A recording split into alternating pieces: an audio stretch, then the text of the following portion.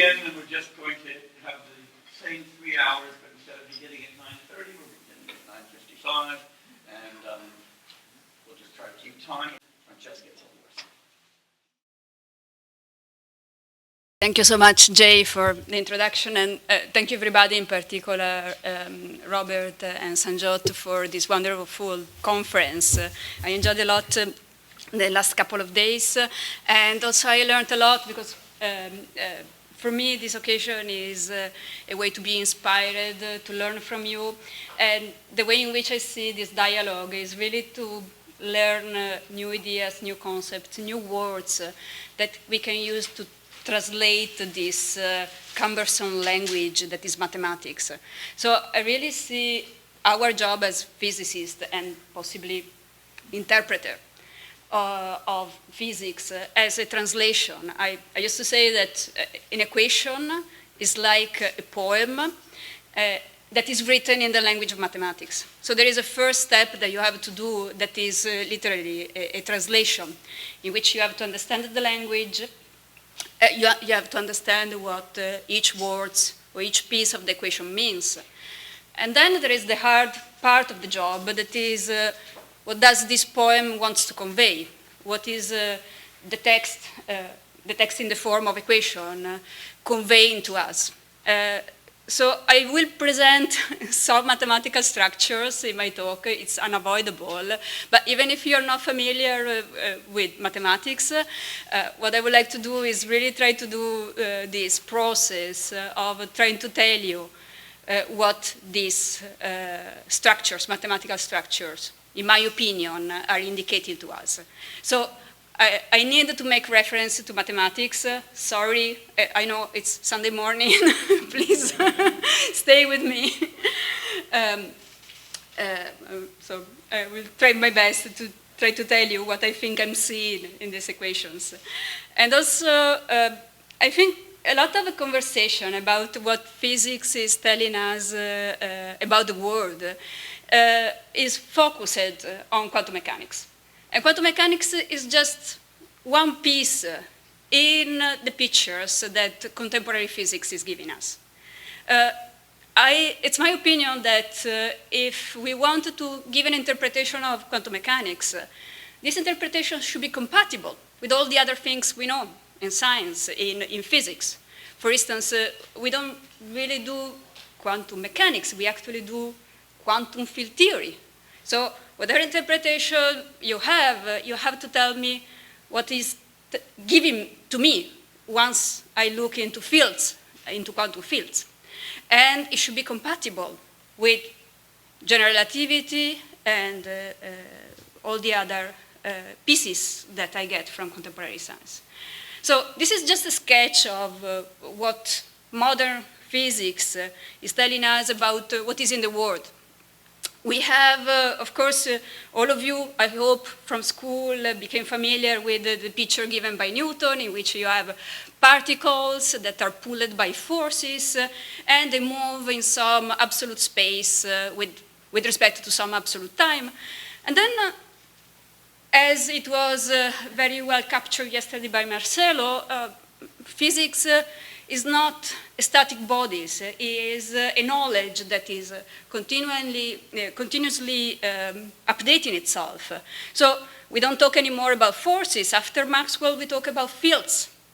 We understand the forces as manifestation of fields. And even more, we understand, thanks when we include special relativity in the equation, we understand that particles are just manifestation, excitations of those fields. And this is what it's encoded in the theory of quantum fields. On the other hand, special relativity is also telling us that we don't have to think about space and time in an absolute way. And most importantly, space and time, if you want, being and becoming are part of the same thing. So now let's take one more step. General relativity. General relativity is the discovery that space and time are nothing else but the gravitational fields. And being a field, space and time have a dynamics, they change, and we have this peculiarity that the mathematics that describe the gravitational field is that of general covariant fields.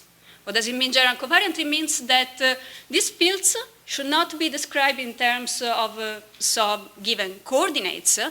So the description should be independent by the coordinates that we used. And this is the step in which, forgetting about absolute coordinates, the only description that we can give is a relational one. What we do for general relativity is not, it's something we are obliged to do in general relativity, but it's something that we can do with every kind of field. So every field can be, in fact, described in a general covariant manner. It's just a matter that this requires a machinery that could be sometimes heavy, so that's why we don't do it. But in principle, the formalism, the language is available to us. Even more, every field we understand should have quantum properties. So in this sense, I was saying before, we don't have to constrain our discussion only to quantum mechanics, but the quantum theory is everywhere. It's really the foundations of reality. It's really the foundations of the way we understand the substances, the manifestation of everything in the world, in the universe. So everything that we describe, including these general covariant fields, should follow the language, should follow the rules of the quantum theory. So in the end, what we want to describe are general covariant quantum fields. And you see there is this process of conceptual unification. And I stress here the word conceptual. So sometimes we hear about unification as referred to a so-called theory of everything. Marcelo yesterday was mentioning also this. And here I'm taking a completely different stance. So the unification of forces is one particular journey that physicists, of course, it's an interesting journey that physicists are taking. But what I'm interested in here, and I'm interested in this for this conversation, is a conceptual unification, a common language, a common principles that allows us to make sense of all these different pieces as manifestation of some common rules, common way of manifesting in reality. So what I wanted to do in this talk, again, is to go beyond what quantum mechanics tell us. We have already discussed this in the previous days. And I want to tell you more about what I see emerging from general relativity, from quantum field theory, and also from quantum gravity, that is a possible theory that should merge general relativity and quantum field theory. To me, it seems that if we use this notion of relationality as the starting point for this journey, we may be more efficient. We can go farther in understanding what could be the common ground of all these theories. So what I want to tell you about is how it seems to me that there is a relational reality that is emerging from all these theories. But of course, let me start from quantum mechanics, and let me add just a few reflections to complete what we heard in the past days. Something that went underappreciated in the past days is how much quantum mechanics is in fact based just on standard mechanics. So quantum mechanics is this process in which, the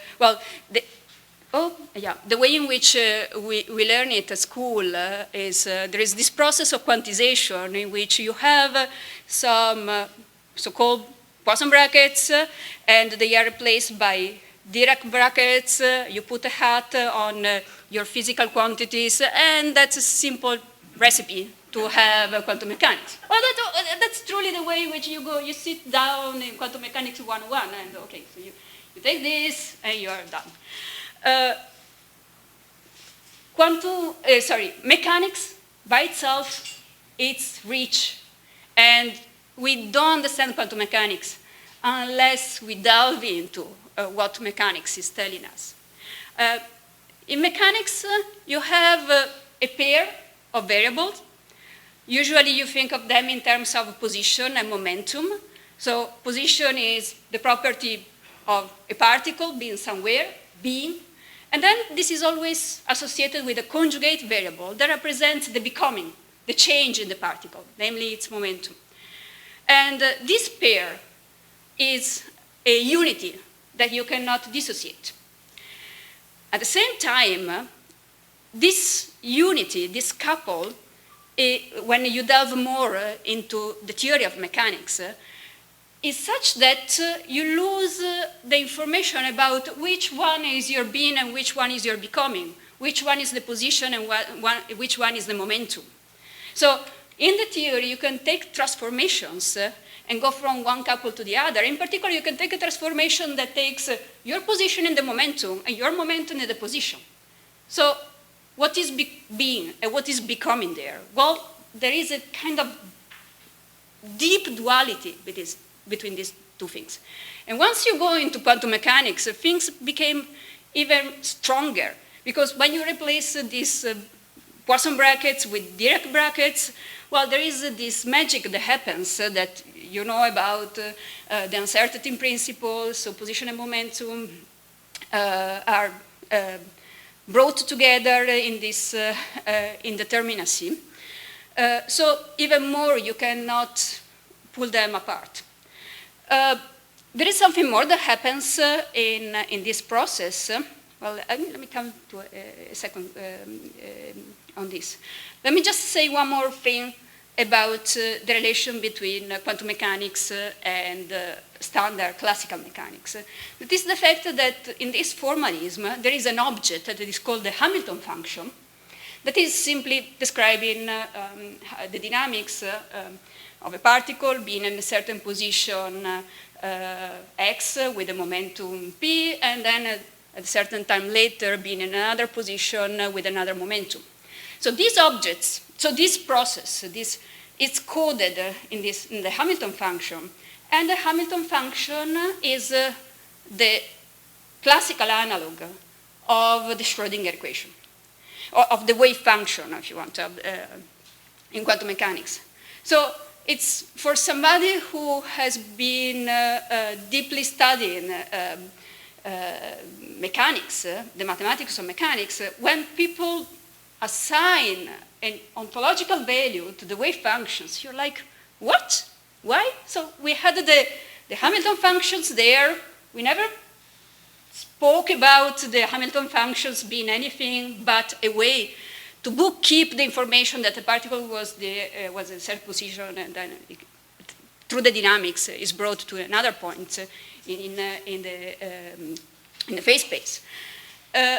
So this points to the fact that quantum mechanics is special, but we cannot understand it without rooting our understanding in the classical physics.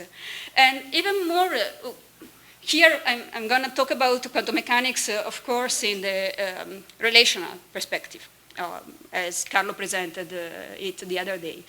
So in relational quantum mechanics, the ontology of the theory is not really different from the classical one, in the sense that the self-adjoint operators of the theory are in fact corresponding directly to classical physical quantities like position, momentum, I don't know, and other quantities that can be understood in the classical world. So in this sense, it's not an ontology in which you are adding things with respect to the classical physics. Actually, what you're doing is taking away from classical physics, in a sense that now the value that these physical quantities can take that are manifested in these quantum events appears in a way that is sparse. And the connection with what I was saying before with respect to the passage from symplectic geometry and then with the quantization is the fact that in the phase space, so the space that knows about position and momentum, I have this value, IH bar, that tells me that there is a minimal phase space volume. So this recipe to getting into the quantum theory is equivalent to introducing discreteness in my theory. Yesterday I was talking with one of you about how should we think about quantum mechanics, what is the ingredient that quantum mechanics brings with respect to the classical physics. Well, this ingredient, in my opinion, is exactly the discreteness. And you should think of discreteness as the idea that we don't have infinities. In physics, we don't have access to infinities. Infinities that corresponds to infinite value in the sense of the large, but also when you take them in the denominator, 1 over something infinite, it's the fact that here you cannot reduce the volume of the phase space to just 0. So we have this minimal quantity of knowledge, this unity of knowledge in the minimal phase space volume. And I use the word knowledge because this is indeed a minimal amount of information. So relational quantum mechanics was born as an attempt to realize concretely this idea of Wheeler of it from bit. And it was born as a reconstruction theory. And by reconstruction, we mean the fact that you want to start with a couple of principles that in this case are just information-like principles. And from this couple of principles, you get back quantum mechanics. That means getting back the Born rule that Chris was talking about the other day. And so relational quantum mechanics became part of a number of attempts, successful attempts of reconstructing quantum mechanics. And what all these attempts have in common is exactly that you start with discreteness and you get the Born rule. Another example is, for instance, the way in which Gerhard Toft talk about cellular automata as a way to think about quantum mechanics. Well, there are things that you may like or dislike in his idea, but to me what is interesting is that the hidden ingredient in his construction is exactly assuming discreteness. And I can give you more examples of this. So we have this relational ontology coming out from quantum mechanics that is the same ontology as the classical one, but this is weaker, as I said before. And it has these relational aspects that is very well described in the so-called third-person measurements that I will not discuss further because we have already seen it in the past days. What I wanted to highlight, it's something that I was told from a young scholar studying relational quantum mechanics, Giovanni Buonocore, is the fact that we have to be careful from the conceptual point of view, distinguishing between relationality and relativity in the theory. So while the manifestation of these two things is related, conceptually they are two distinguished things, and this could help us to make more sense of relational quantum mechanics, in the sense that there is the relationality that is the relationality that appears because of the fact that every measurement is always associated with a given observer. it's labeled, if you want, by the observer with respect to which the measurement is done. But at the same time, the fact that different observers can measure different expectation values and therefore give different accounts of reality, this is something that goes under the umbrella of relativism. A relativism that is not harmful in the sense that the different point of view of the observers can then be combined, they can be connected one another. But yet, for the philosophers, this is a point that needs to be highlighted. This is all I wanted to say because this was already discussed a lot, so I wanted to go into the other questions. General relativity. General relativity is really the prototypical relational theory. It's the ground on which we can learn what a relational theory looks like. Because as I said, the characteristic of general relativity is background independence. That means the fact that the theory is not defined with respect to an absolute space, an absolute time that provides some fixed coordinates with which we want to work. The theory is should be described in terms independent of the coordinates. And all we are left are in terms of relations between different, for instance, the position of a particle should be given with respect to some other physical system, and in particular the physical system can be the gravitational field in itself. So the gravitational space-time, the gravitational fields is promoted to all effect to a substance, and it's a substance with respect to which I can discuss things like position. Something that is peculiar in relativity is the fact that time is a gauge.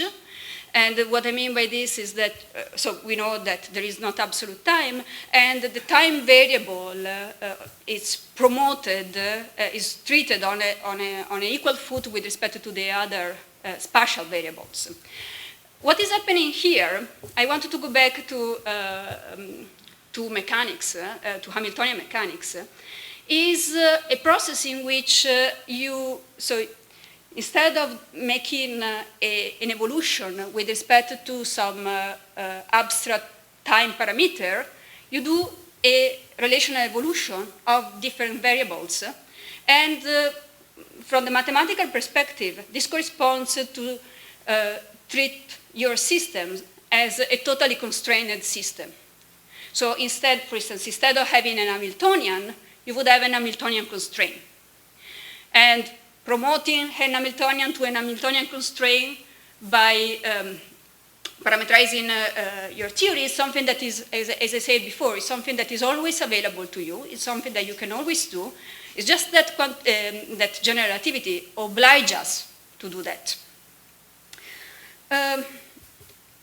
So we can treat general relativity, once we do that, we can treat general relativity on the same foot as all the other gauge theories. So, you know, all the other forces, fields in nature are described in terms of some gauge, namely some symmetry. And general relativity is not different with respect to that. It's just one gauge theory among all the other gauge theories, with the difference that because now space-time is a gauge field, what we have is that we have the evolution, the dynamics of gauge fields with respect to another gauge field, with dynamics, with the possibility to evolve, and so on. And the picture is totally dual in the sense that the evolution of my gravitational field can be described with respect to matter fields. So we say that in general relativity, the theory is not dependent on the choice of reference frame that I make. In the same way, we can see gauge theories that are at the base of the quantization, so the way in which we talk about quantum fields, as theories in which there is a relationality that is exactly embodied in the gauge, in the symmetries. So there is a geometrical formulation of fields that goes back to the 80s, in which we can think about the gauge invariance in the field as the freedom of choosing a frame, well, where this time in an abstract space, the one of the fiber bundle. So this is a bit more complicated to see with respect to the frames, the concrete frames of general relativity. So in general relativity, in space-time, we can really think about quadruplets of arrows that represents my reference frame. Here the reference frame is something more mathematically difficult to grasp, but what I want to convey to you is that we are doing basically the same thing. We have, and what is happening in studying Yang-Mills theory is that, for instance, considering the original SU2, so a theory in which you have a symmetry with respect to rotation, what Yang and Mills understood is the fact that when you describe particles in this theory, particles by itself, they don't have an identity. In the sense that the theory accounts for different kinds of particles, but the only difference between these particles is given by the relation with respect to one another. So if I took my theory and I see a particle there, I cannot say which species is that particle. It's only in the moment in which, okay, I measure one particle and I fix it. I use this particle as a reference. Then I can describe all the other particles. You can think of this, we use an angle to account for the difference between these different particles. So you measure the angle with respect to your reference particle, and you say, okay, this other particle is something else. So it's not a proton, it's a neutron. But again, the theory doesn't tell you in an absolute way what particle you are seeing. It's only in the moment in which you put in the relation with respect to other particles, or basically the choice of a resonance frame in the fiber bundle, that you get a distinction. You are able to make distinctions between different particles in your theory. And I think this is another beautiful manifestation of duality, so indeterminacy in physics, in the sense that you have these concepts of particles that by themselves they are not, they don't have any identity, and the identity is given to them all in the moment in which you talk about relations. One more short note regarding particles in quantum field theory that was already mentioned yesterday by Marcelo. So we think of, I mean, in the Vulgata, you think of particle as the quintessential material object, the thing, like, okay, what exists in the world? Everything is made of particles. So these are, I mean, before you can think there were rocks. We don't talk about rocks anymore, but we hold on particles. Well, particles are not well defined in the quantum theory, in the sense that if you want to say how many things there are there, how many particles there are there, well, how many particles are there depends on the observer, again. In particular, when you do quantum field theory on gravitational fields with some curvature, you discover that if you try to count how many particles are there, you can get a certain number. But if you start moving with some acceleration, well, you will measure another number of particles. So which one is the true? How many objects are there? You cannot tell. Even the number of objects that you see depends on the observer, and is defined in a completely relational way. Okay. I hope at this point it will be an easy job to convince you that if general relativity is so relational and the quantum theory is so relational, when you bring them together, you get something that is super relational, okay? And so this is what happens in quantum gravity, or at least in loop quantum gravity. I don't know how much my colleagues doing loop quantum gravity would agree with me. Certainly, myself, I've been biased on this from the knowledge of relational quantum mechanics and the perspective that I learned from Carlo. Or maybe vice versa, Carlo in working in quantum mechanics and working in quantum gravity has been influenced by himself in the way in which the theory has been developed. So the ontology of the theory is an ontology that is based again on the classical theory in the sense that we hold on some properties of the classical gravitational field, but to their bare essence. For instance, there is not a smooth manifold anymore, but we still retain a notion of contiguity. That is, so contiguity means who is next to whom, which quanta of space-time, or which region of space-time is close, is in interaction, in fact, with one another. And like paraphrasing Plato, I think, was, so existing is about being in interaction. So in quantum gravity is really a realization of this, except that now existing and being in interaction is not something that happens in space and in time, is space-time itself that come into being by these interactions, by regions that interact with one another. How to think about this? Well, I think we would be helped in this by thinking about the role that partitions play in this.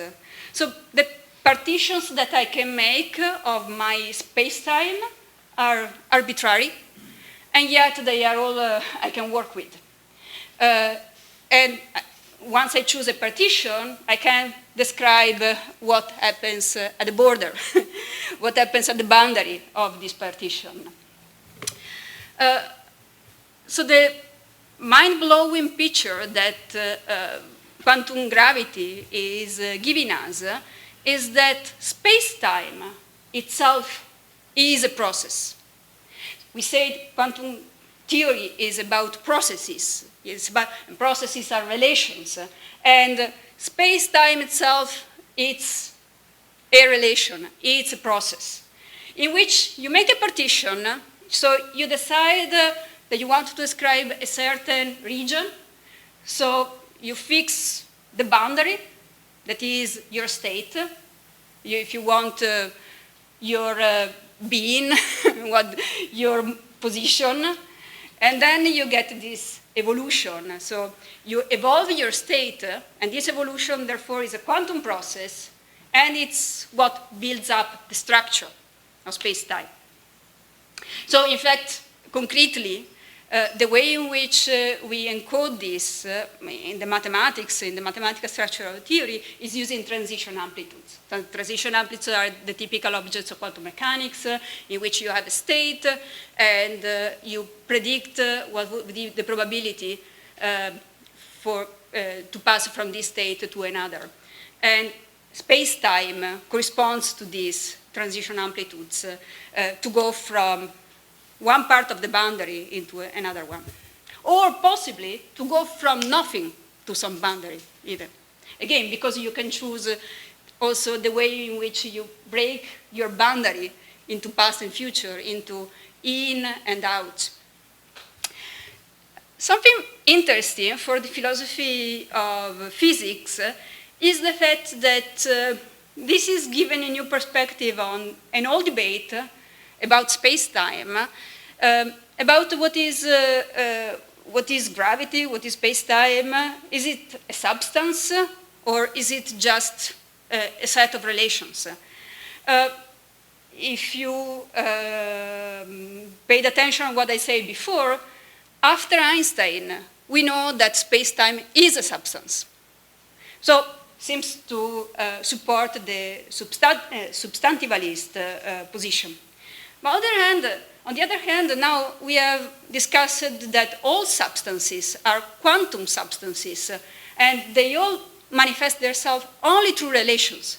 So you have a substance that is a relational substance. It's a substance that can only manifest itself through relational events. And I think this is the way in which I see what loop quantum gravity is telling us about the ontology of space-time. So I wanted to conclude with some more remarks about symmetries and gauge, because what I try to highlight is relationality, but relationality finds in this mathematical language its embodiment in the notion of symmetry and in the notion of gauge. But symmetries should be not thought as something mysterious. We should not think of symmetries as something given by God in an absolute way or anything like that. So I think that the best way to think about symmetries is simply as a way to encode the different ways in which a system, namely a partition that you have made into everything that exists, you take a partition of it, and then you ask yourself, what are the possible interactions that this system can have with the rest? And we code this in symmetries. And symmetries are associated with the notion of gauge that are like Carlo called them like handle. They are the bridge between the system and the other systems, or the exterior with which the system is interacting. So we have gauges, we have symmetries, and we have partitions, and we have boundaries. And they all appear in contemporary physics, and they are all manifestation of an underlying relationality of our description of physical reality.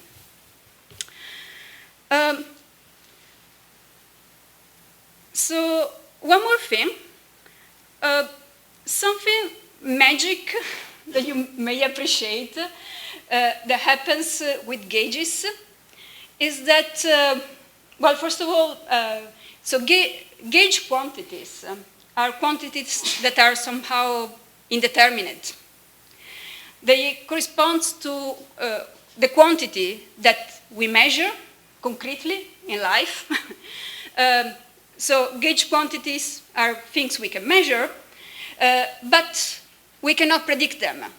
It's only in the moment in which we take two gauge-dependent quantities.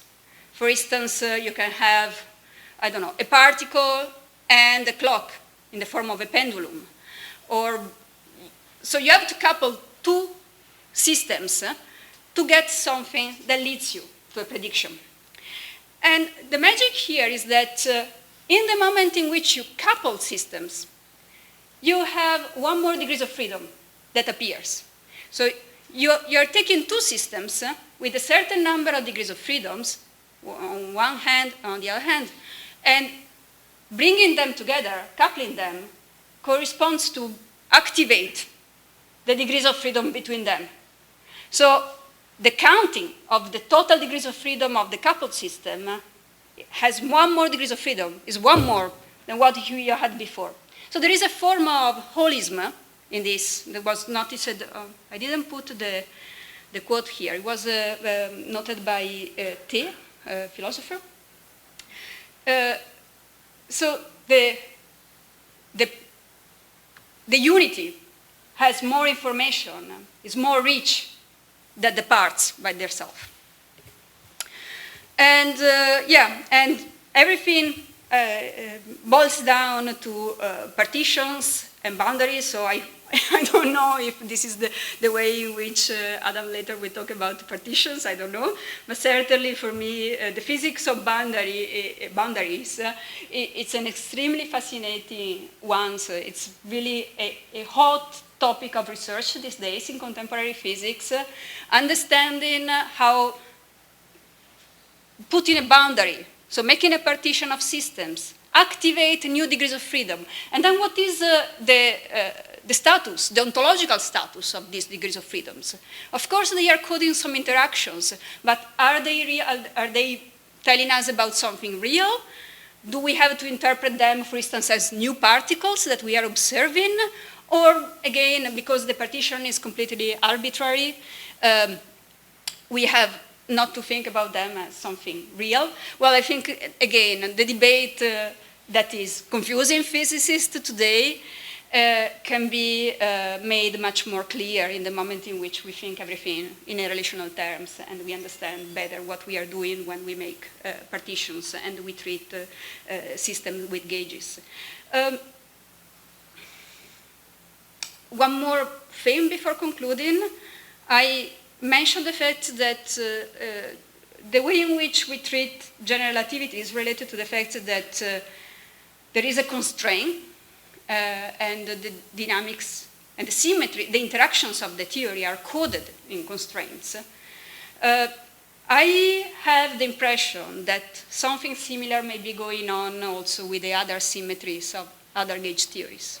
So something very interesting would be to investigate more if there is a sense in which gauge theories can be understood in terms of the imposition of constraints. But this is open. So it seems to me that the relational reality of that relational quantum mechanics bring to our attention is something that is much more deeper than just what one can infer from quantum mechanics. Because the advantage of relational quantum mechanics, in my opinion, is not that it provides a nice way to understand, to interpret quantum mechanics. So we judge different interpretations, not in terms of their novelty, and in particular here I wanted to stress the fact that sometimes some colleagues of mine ask the question of whether we can make an experiment to test different interpretations. And I think this is completely wrong in the sense, of course, there are some tentatives to modify quantum mechanics and to have some alternative theory with alternative predictions with respect to quantum mechanics. So when we do interpretations in general, we are not changing the predictions of the theory. But if there is no experiment to tell us which interpretation is right, what can we do? How do we judge different interpretations? As Carlo was saying the other day, each interpretation is consistent by itself. So, all Chris, Everett, the time, Bohm, they all did a great job creating a structure that is self-consistent. So, for a physicist like me, well, sometimes I use Bohmian mechanics because I can do nice calculations. I am kind of a pragmatist in this sense. I just use whatever help me to bring my calculations further. But in the end, I want an interpretation that helps me to make the next step, that helps me and that I can bring with me in the new theory. So when I do quantum gravity, that is a completely brand new theory, I need a conceptual framework that can help me to construct the theory and to make new predictions there. So that's why this relational ontology that comes from relational quantum mechanics seems to me a perspective that is fruitful to understand also the other theories that we have available today in contemporary physics, and it's also supporting us in make this further step towards new theory. There are problems, but I think these problems are concern, of course, the limits.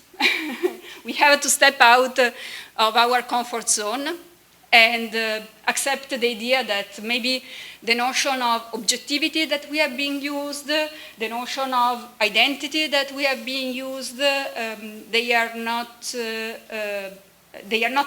helping us anymore. They are not accounting for this kaleidoscopic reality that physics is presenting us. So for instance, with respect to the debate in philosophy of physics and in ontology, there is this proposal of ontic structural realism. I don't know whether it's the best philosophical framework to discuss the relationality that I have presented here, but certainly there is, for instance, the idea that we can overcome the difficulty of thinking of relations and relata by identifying them, by realizing, as I told you before for the gravitational fields, that we have substances that can only be discussed, that can, of which, whose reality is only instantiated through their relations. So a possibility, again, is given by structural realism. Another question is related to ontology, is related to epistemology, and I was mentioning the fact that sometimes relationality and relativism are seen as problem for objectivity. Too bad. I think we have to update what we mean by objective. I think there are directions explored in epistemology in which you can have a plurality of point of view that is giving, nevertheless, an objective description of reality. Or even more, I would say that we should think of this as if in our quest to try to understand a given system, if we take just one perspective, we are proving this system only from one direction. So in the moment in which we are able to bring together different perspectives, we are like getting a kaleidoscopic pictures. And of course, these different perspectives require to communicate among themselves, because we don't want to lose ourselves in a solipsistic vision. But so I think that we need to make an effort to try to discuss an objectivity with all these perspectives together, rather than just refusing the possibility. And in doing that, I think that there is no threat to objectivity and no threat to realism. So accepting the plurality of perspectives doesn't mean that the object disappears because of that. I would say that even its reality is like augmented. It's an augmented reality given by the plurality of point of views. Yeah. Thanks so much. My question is a clarificatory question about degrees of freedom. So you said that when two systems with their own separate degrees of freedom, come to interact, then there would a new degree of freedom would one or more perhaps degrees of freedom that would sort of express Itself, the system in combination. But there's also, I think, a common sense in which degrees of freedom, are seen as reduced or even eliminated in some contexts, where, if free point particle has three configuration degrees of freedom, and then if it's constrained to the plane, it now has two. Or if you had a bunch of just two freely moving particles, then they are constrained to be say distance r from each other. That would reduce one of their configurational degrees of freedom. So I'm just wondering what is different about the cases that you have in mind. Well, the degrees of freedom, so each time you make a partition, you're choosing the degrees of freedom that you want to describe. So a different partition would amount to a different number of degrees of freedom. So the kind of examples that you were making were like different choices of partitions in which there were a higher or lower number of degrees of freedom accounted for. It's a different story. So there is one first process that you're doing in choosing the partition. And then what I was mentioning is that once you take the system that you have defined and you put it in interaction with the rest, there is like the activation of one more degrees of freedom in the interaction. That is. So I'm not a physicist, this is a naive reading of just playing back what I heard. Does this mean, does this view suggest that there's kind of room to move in the universe in the sense of moving away from kind of a deterministic view? If new degrees of freedom get generated through interactions and those further interactions can generate more and more degrees of freedom, are we sort of giving things sort of space to? This is, I don't know if, I can read your questions in different ways. Something that comes to my mind is the fact that there are different ideas about how the universe evolves. Some of them entails the production of new particles. So for instance, that's an example in which you create, with the universe expanding, by creating new particles, so you have really new degrees of freedom appearing there. So this is not impossible. These are possibilities that cosmologists consider. But I don't know if this was really your question, because your question was about, is this like making more room in the universe, if I understand correctly? Like, so we have like the creation from nothing of these things, something like this. But so the thing is that, of course, in the moment in which you have more structures and you have more possible partitions of your system, then yes, I mean, this is a way in which you can to understand also the way in which entropy grows in the universe, right? So you go from a system in which you can treat everything with just degrees of freedom because all the pieces of the systems are like indistinguished.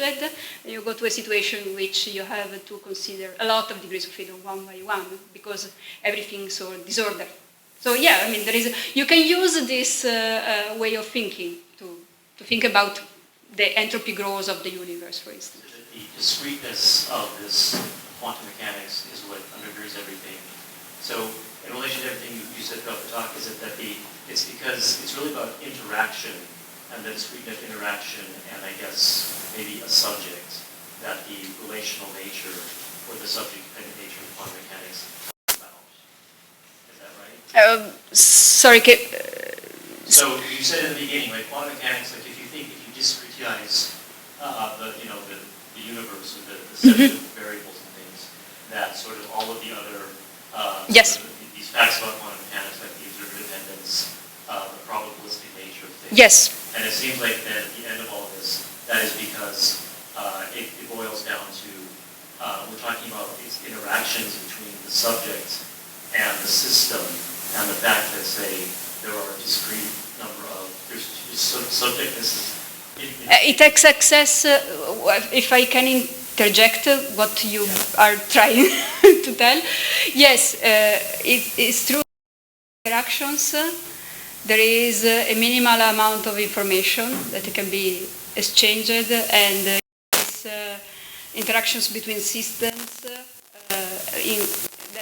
entails the fact that we make partitions, and this is equivalent to say that each system is proving only a limited information with respect to the other system. My question I would ask is about your plurality of views, right? Which is, because definitions of objectivity are very strange. We talk about science being objective, and it's often, for me, this projection to this, what I mean is that I get a God's eye view. But really, on one level, objective means you do an experiment, I do an experiment, we make sure we have the same conditions in the experiment, and we get the same answer. It doesn't have to project into some, God's eye view. But so if you could talk a little bit more about what you mean about plurality of views and how that might not be a threat for whatever version of objectivity you're thinking of. Yeah, thank you for this question. You obliged me to make a coming out. I am a feminist. I was inspired a lot by feminist epistemology. So I think of all the debates that have been going on there for standpoint theory, and embodiment of knowledge. That is not very different than what we discuss here when we talk about agents and the necessity of embody in the agents our measurements. And what I find refreshing is the fact that there, it's a bit the same as for Buddhism, in the sense that I come here in order to be inspired. People have been discussing for millennia about the problems related to duality sorry, I'm forgetting about dependent generation, all these kind of things. So this gives me a new way to think of what I'm doing, and for me the same happened with feminist epistemology, in the sense that there, again, there is the necessity to declare the point of view from which you are accessing reality, and this comes together with the realization that there is this plurality of point of views. The problem there is, again, the possible threat of a single, so the real threat to objectivity is the single point of view. And the possibility to accept these other point of views is what, according to authors, for instance, Sandra Hardy, not all the authors agree about this. So some authors prefer just to give up objectivity completely. But in the versions that I prefer, for instance, the more pragmatic ones, there is I think, for instance, Elizabeth Anderson, there is the will,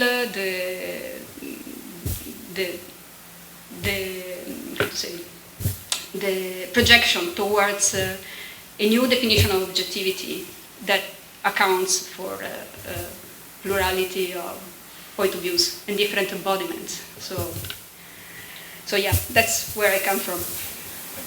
And that's where we have to end. But thank you very much, Francesca.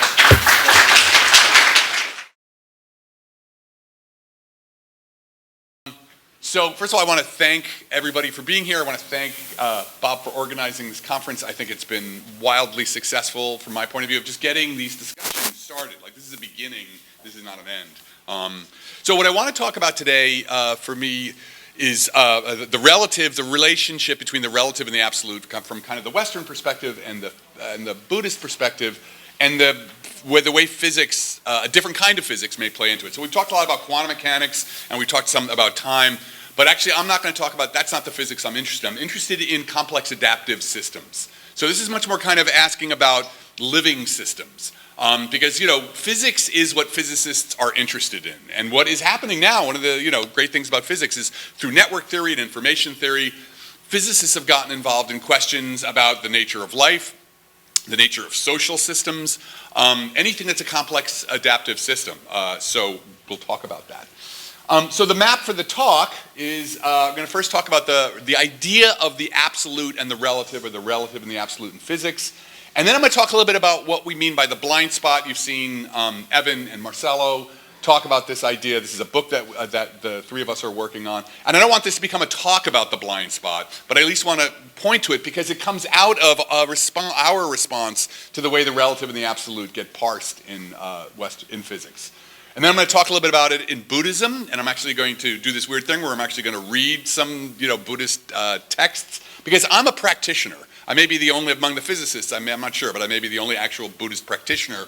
So I have this weird relationship to it. Like, I have not done the scholarship, but some of these texts I've spent 30 years with. And of course, I'm using those texts as a practitioner, but it's hard not to think about them.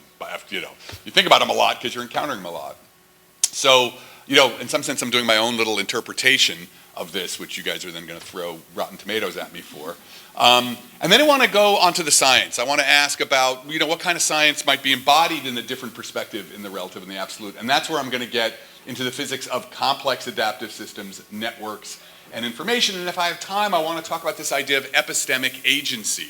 About what's interesting to me is like, well, what happens if we just reframed physics in terms of epistemic agency? Okay, so from the Western perspective, the relationship between the relative and the absolute very much carries the legacy of the Abrahamic religious and Greek philosophical traditions. So the relative, the words we describe are the temporal, the subjective, the psychological, the epiphenomenal, the epistemological, and religiously the fallen. And the absolute is the eternal, the objective, the transcendent, either the real, or if you don't want realism, you can have the ideal, the ontic, and then from the religious perspective, the divine. So, the absolute is what Plato was sort of pointing to, right? The ideal, his doctrine of ideals. And then, a lot of this also gets figured that it's formulated because for the West was a monotheistic, came from a monotheistic religious tradition where God itself was the absolute. So the West has this very particular view of the absolute where, there's the absolute and then the relative, right? Just like in the doctrine of ideals, there's the law of circles, and then there's all the crappy circles that actually are instantiated in the world of the relative. Now, I love this book. I love the title of this book. I show this almost whenever I'm talking about this kind of stuff. I show this because clearly from the title of this book, physics thinks that's one of its jobs is to find the ultimate reality, the absolute reality, right? And I feel like you should, every time you look at this title, it should be like science and ultimate reality. You just can't say it without reverb.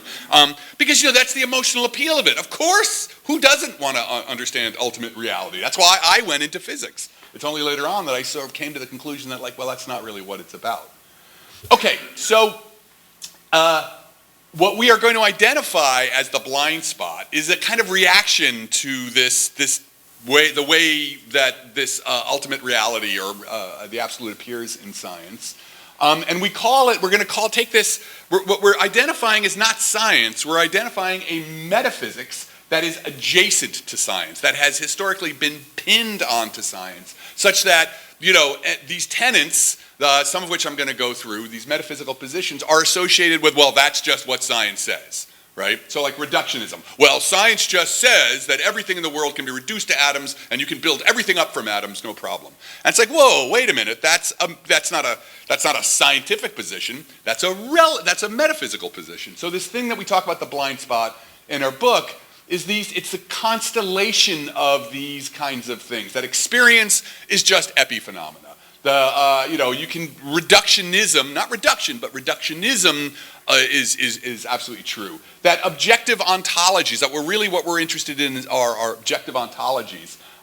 Materialism and physicalism, and then the reification of mathematical laws. I'll talk a little bit about this in more detail. I want to note that if we're pushing against some of these, it doesn't mean that we're automatically jumping into the opposite position in the Western tradition, right? If we're saying no, we're not going to, we think that that materialism is part of what we associate with the blind spot. It's not like we're idealists, okay? So I want to be careful about that. So, okay, we're calling it the blind spot. What is it blind to? It's blind to, it's the idea that at the heart of science lies something that we do not see, but makes science possible, like the optic nerve, right? And that what it is blind to, what this metaphysics is blind to, is direct experience, which goes by a lot of names, right? It can be pure experience was James's idea, lived experience, presence, or even as a verb, presencing, being, and by being what I mean is kind of in a Heideggerian sense of the verb to be. Or the life world, Husserl's life world. This sort of, suchness, as we're going to see with the givenness of the world, the givenness of experience, that we find ourselves in the world, that's where you begin, not atoms, right? And so, I take this, what we're really trying to do is find, this is a book of poetry by, suddenly the name dropped out of my head, maybe somebody knows, but it's one of my favorite books of poetry.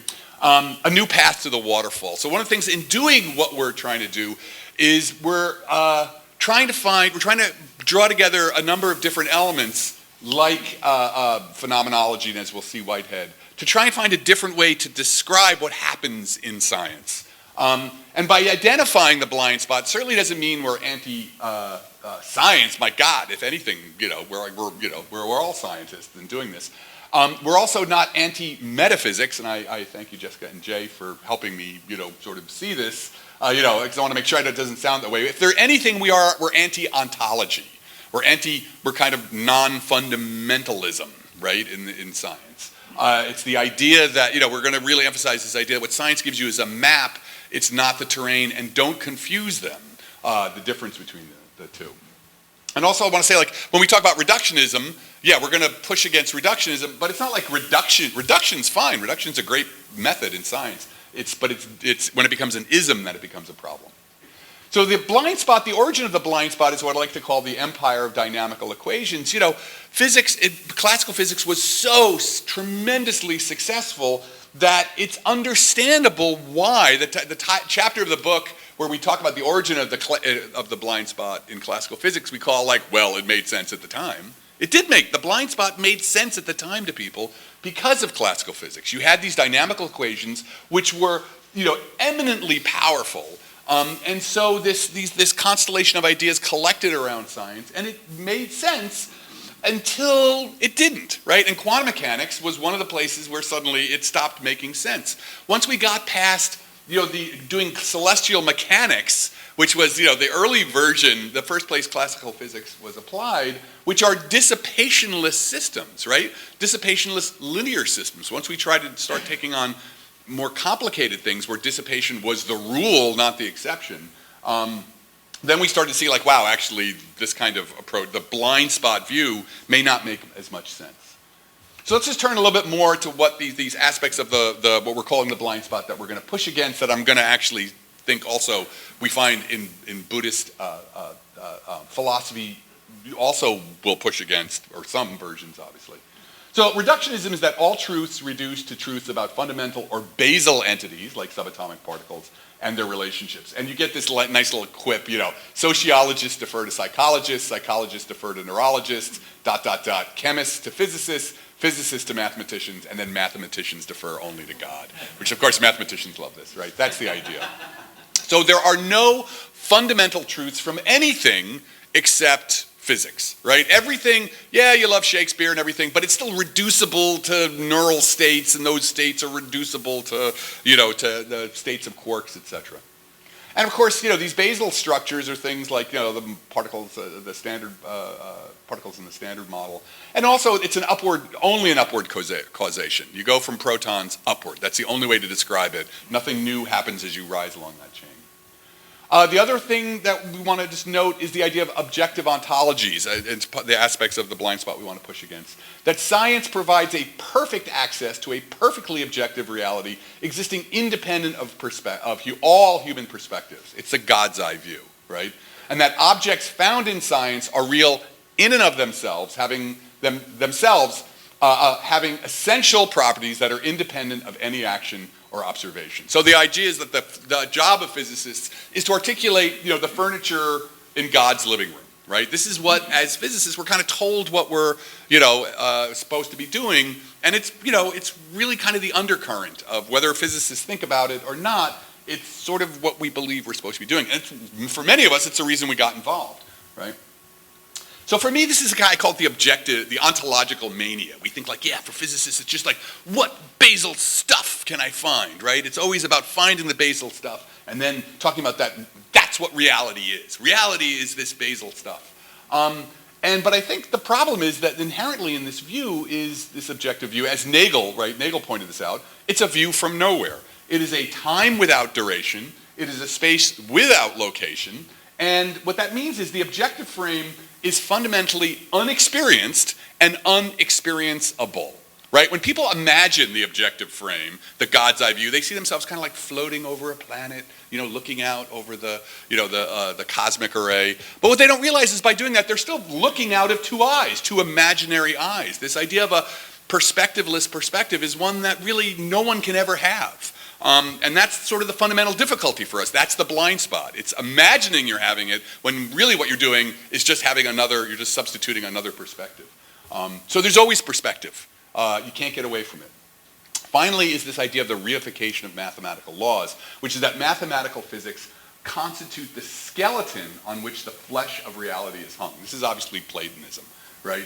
Mathematical relationships express a higher or more ideal reality, i.e. the doctrine of ideals. So like, we physicists love our equations. We put them on t-shirts, and there's this, and it's, I do it too. They're so profoundly beautiful that we think that that's what's real. And this is just the crappy instantiation, this is the fallen version of what that expresses, right? And that is also something that, we're pushing against. Because again, this is the absolute, and, we are the relative, right?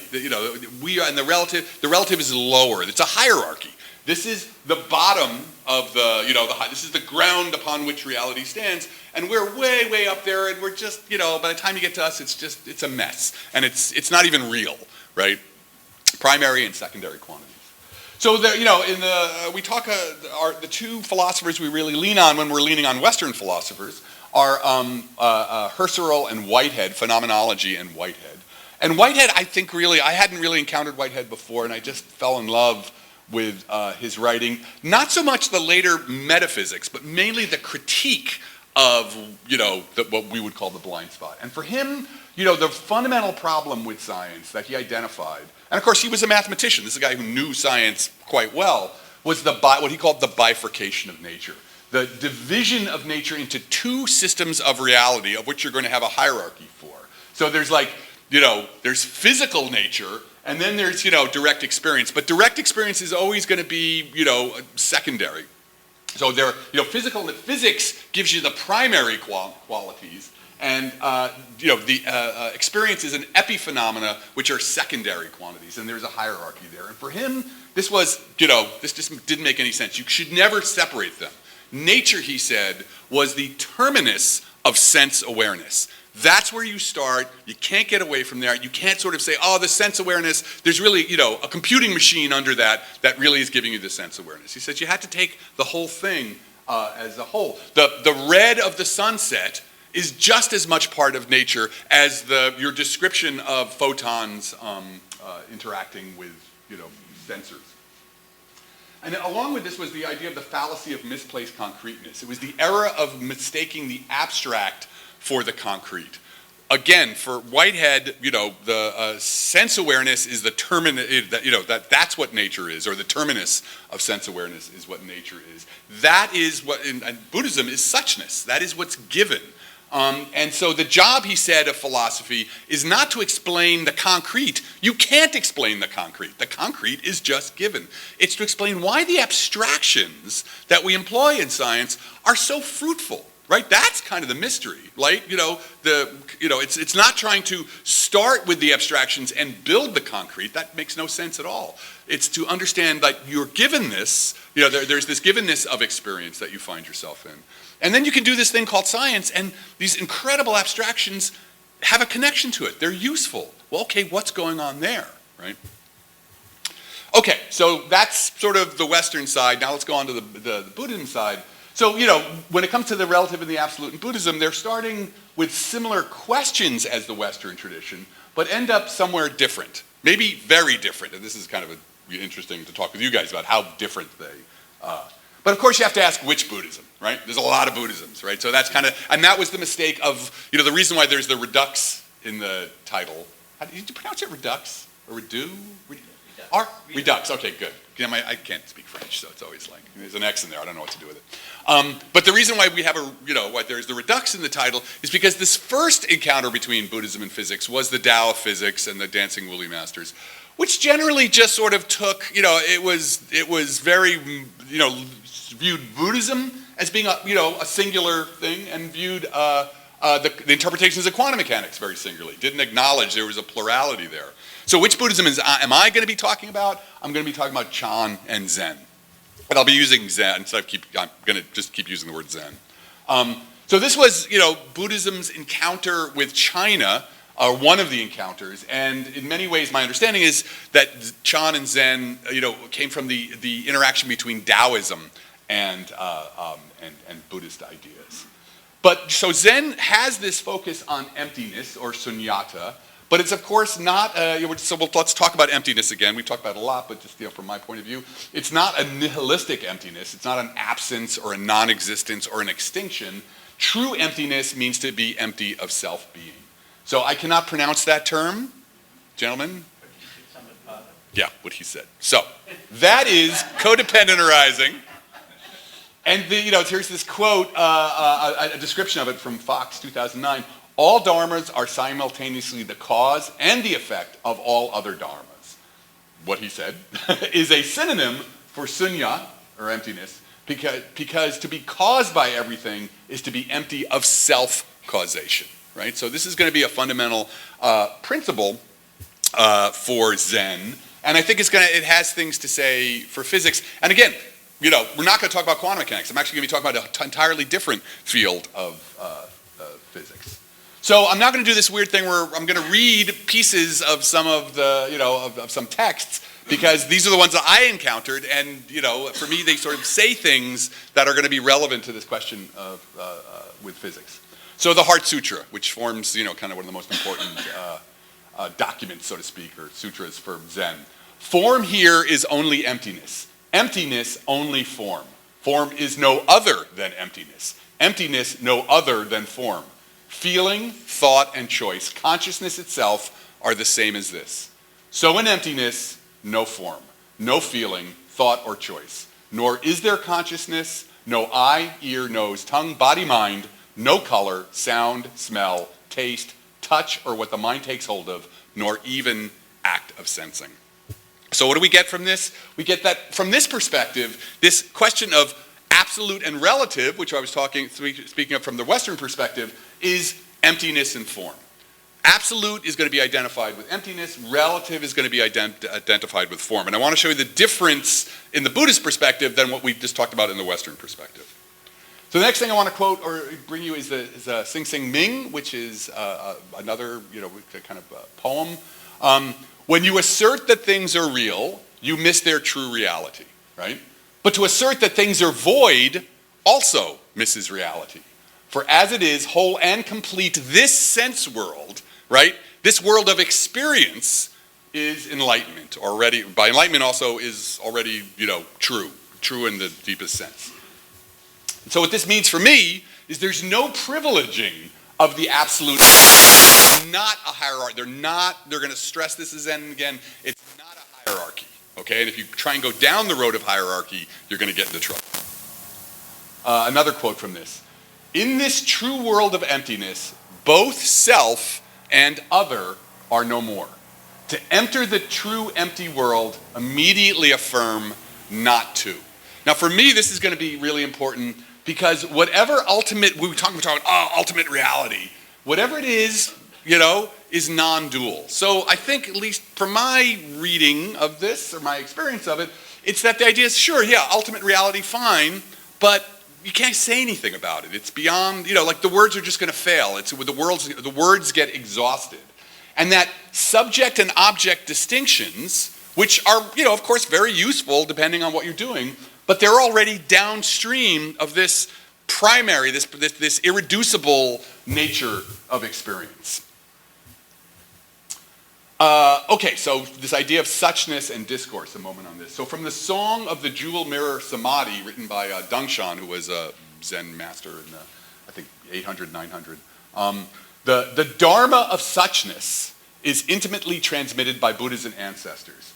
The meaning does not reside in the words, but a pivotal moment brings it forth. What's really important to me here is two things. The Dharma of suchness, this idea that this givenness, this givenness that is, where you must start and which you don't want to get lost in conceptual ideas about, that's the focus. That's the recognition that that's what's primary. But the words, you're going to have to be very careful about your use of words here, which for me is going to point to this idea of not getting hung up on ontologies, not thinking that don't reify your words, don't reify your mathematics. Experience is both primary and irreducible. And of course, you can, point at the moon, but don't mistake the finger pointing at the moon for the moon, or the moon in water.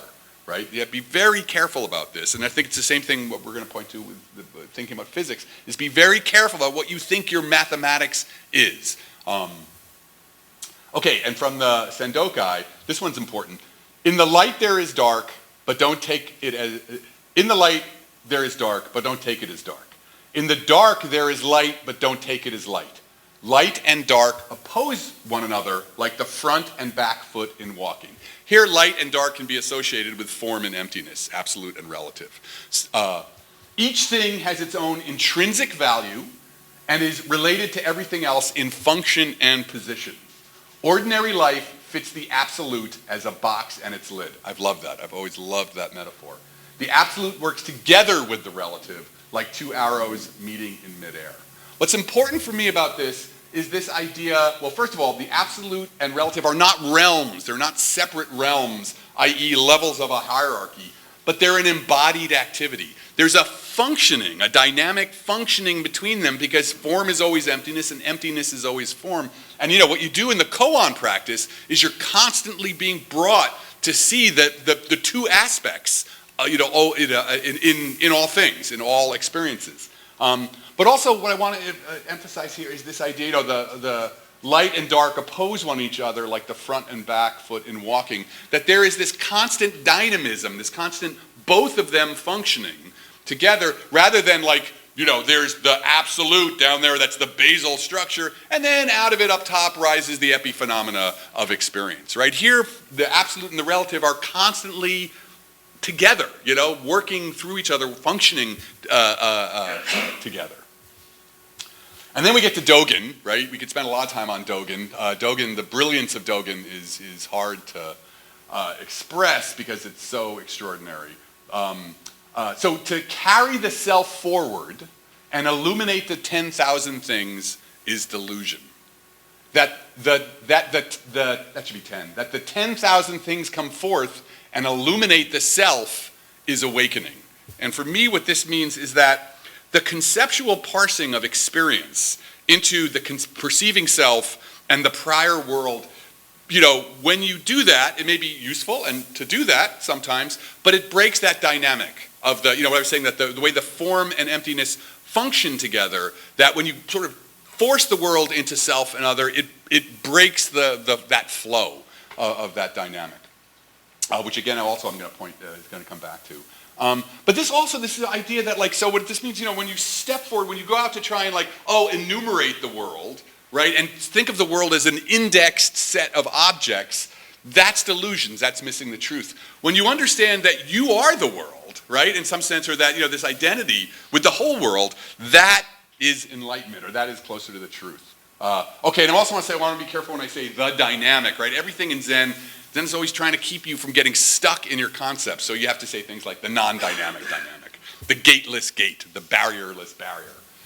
And this idea of the 10,000 things stepping forward, to come back to this, that the 10,000 things comes forth and illuminate the self, that's awakening. Reminds me of this story that Evan tells of a discussion between Gregory Bateson, the cyberneticist, and Jonas Salk, where Bateson, and I could be getting this wrong, but hopefully it has the right idea. Bateson asks Salk, where is mind? And Salk says, in my brain. And Bateson says, no, out here, everywhere, right? The 10,000 things, when the 10,000 things step in, and illuminate, come forth and illuminate the self, that's the truth. Okay, last thing with Dogen. What has been called the sutras is the whole universe in the 10 directions. They use the words and letters of the 100 weeds and the 10,000 trees. Means the universe in the 10 directions. Or better yet, mountains and rivers are right now the actualization of the great Buddha way. Each abiding in its Dharma position realizes completeness. And this is in the Mountains and Rivers as Sutra, one of the things for me that's most beautiful. The whole phenomenal world is implicated in the self. Right? That you can't sort of do this separation, that you have to understand that, this is Bateson's idea, that consciousness is not, we're not meat computers, right, that are just, or Boltzmann brains, God forbid, that the whole world, the whole world is in us, and we're in the whole world. So the whole phenomenal world is implicated in self, and the self is implicated in the whole phenomenal world. so this view, the Zen's view of the absolute and the relative is entirely different from the view of of physics, particularly of the ontologies that physics, or the blind spot that gets associated with physics. So as you've seen, it's very different in first, most particularly the lack of hierarchy, this interpenetration between them. And so my question is can there be a physics in this, or is there is there already a physics, or could there be a physics that sort of the metaphysics described by Dogen more naturally appears? And so my answer is going to be, so what would that look like? Well, fundamentally, it would be non-hierarchical in its position between relative and absolute. And it would also really understand perspectival. That would be built in. So here's my little view of this, right? That it understands that you start with you start from experience. You can't not start from experience. You can't hide experience as being primary or irreducible. And for me, this is complex systems, because complex systems are very much have a non-hierarchical view. Network theory has a both non-hierarchical and perspectival view. And then information theory, and in particular I'm going to talk a little bit about semantic information, which is very much perspectival. Okay, so first of all, if you have, you probably have all heard of complex systems, but what do they mean? What is complexity? You have to distinguish between complex and complicated. Complicated systems are difficult to subscribe, but they succumb to reductionist or reduction approaches. A knot, a box of atoms, and its temperatures. Complex systems have behavior that is inexplicable, or at least unexpected by analysis just of the parts. So a cell, an ant colony, a city. So here is, we could spend a lot of time on this diagram, but here's what we mean by a complex system. You've got some lower level structures, which then, organize into the next hierarchy in the system. They themselves organize into hierarchies, and then finally, there's the entire system itself. And of course, this system itself is going to be embedded in other systems as well.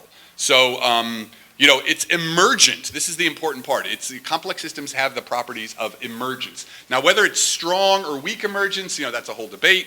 I don't think that's important. That getting into that is important for kind of some of the things we want to talk about. But the important point is that, what you see is rules, levels of structure that emerge that couldn't have been predicted from the lower levels, right? You can argue about how they depend on the lower levels, but they were just, you're not going to have a way of like looking at the quarks and saying, oh yeah, swim bladders, in fish. And with this comes the possibility of top-down causation, that the higher levels of structures are going to impose behaviors on the lower levels of structure that just wouldn't have been there if without them. Now, there's also lots of debates about this, but I at least want to, this is an important possibility of that, the fact that you can live, strong emergence certainly says there's totally new things happening, nature is creative, and in doing so, there are things happen that filter down the levels of the hierarchy. So now let's talk a little bit about network theory. Here the idea, so complex adaptive systems are always networks. You always think of them as networks. You have, this network of players or of, individual entities which organize together. So there's flows of matter and energy and particularly information between them. And then those flows, you may then get, new levels of network behavior on the, of the smaller networked entities. So the point here is that you always want to think about complex adaptive systems, complex systems as networks. And in particular, we really want to focus on, as we're going to see, the flow of information across networks, okay? So all complex systems are networks, and here's some examples. There's a city. What's nice about this is, you see the lines. This is clearly laid out for the network of this is the transportation network for the city, okay? And this is and over the what you don't see here are necessarily the energy connections. There's going to be power lines and there's going to be gas lines running underground.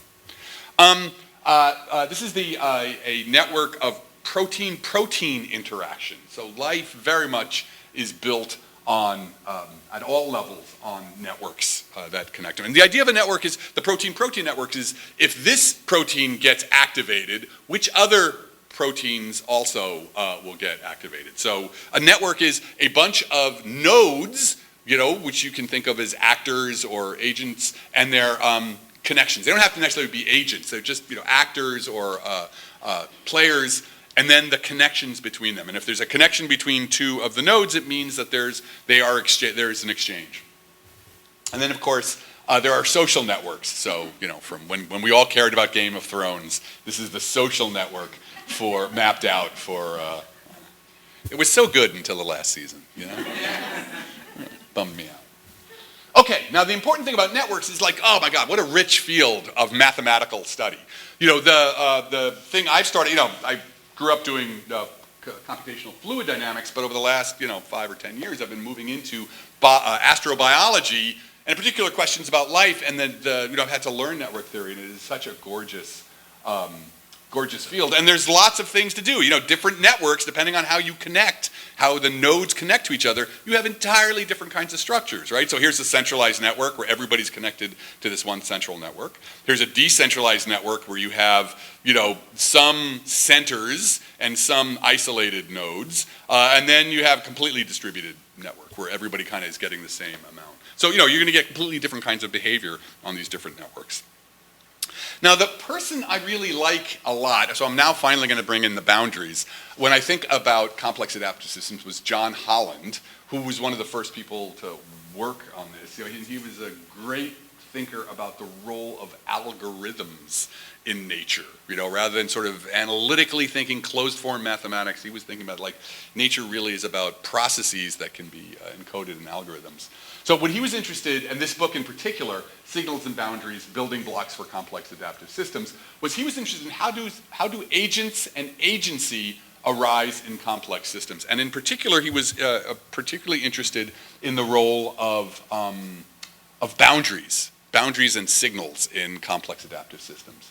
So for him, a complex adaptive system is a networked hierarchy of networked boundaries, right? So you have in there's the aggregate agent, but the aggregate agent is made out of a network of adaptive agents, each one, right? And there's probably networks in there as well. Because of conditional interactions, the behavior of the aggregate is not simply the sum of its agent actions. That's always an important thing about network theory. It's inherently holistic, right, in the way it looks at things.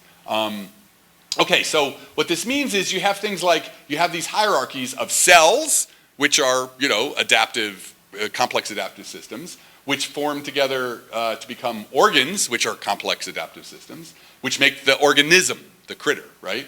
Or a household, a neighborhood, and a city, or an ecosystem, a biome, and a planet, right? So you have this hierarchy, and where are the boundaries between these? Where do I define where do I say the one ends and the other begins?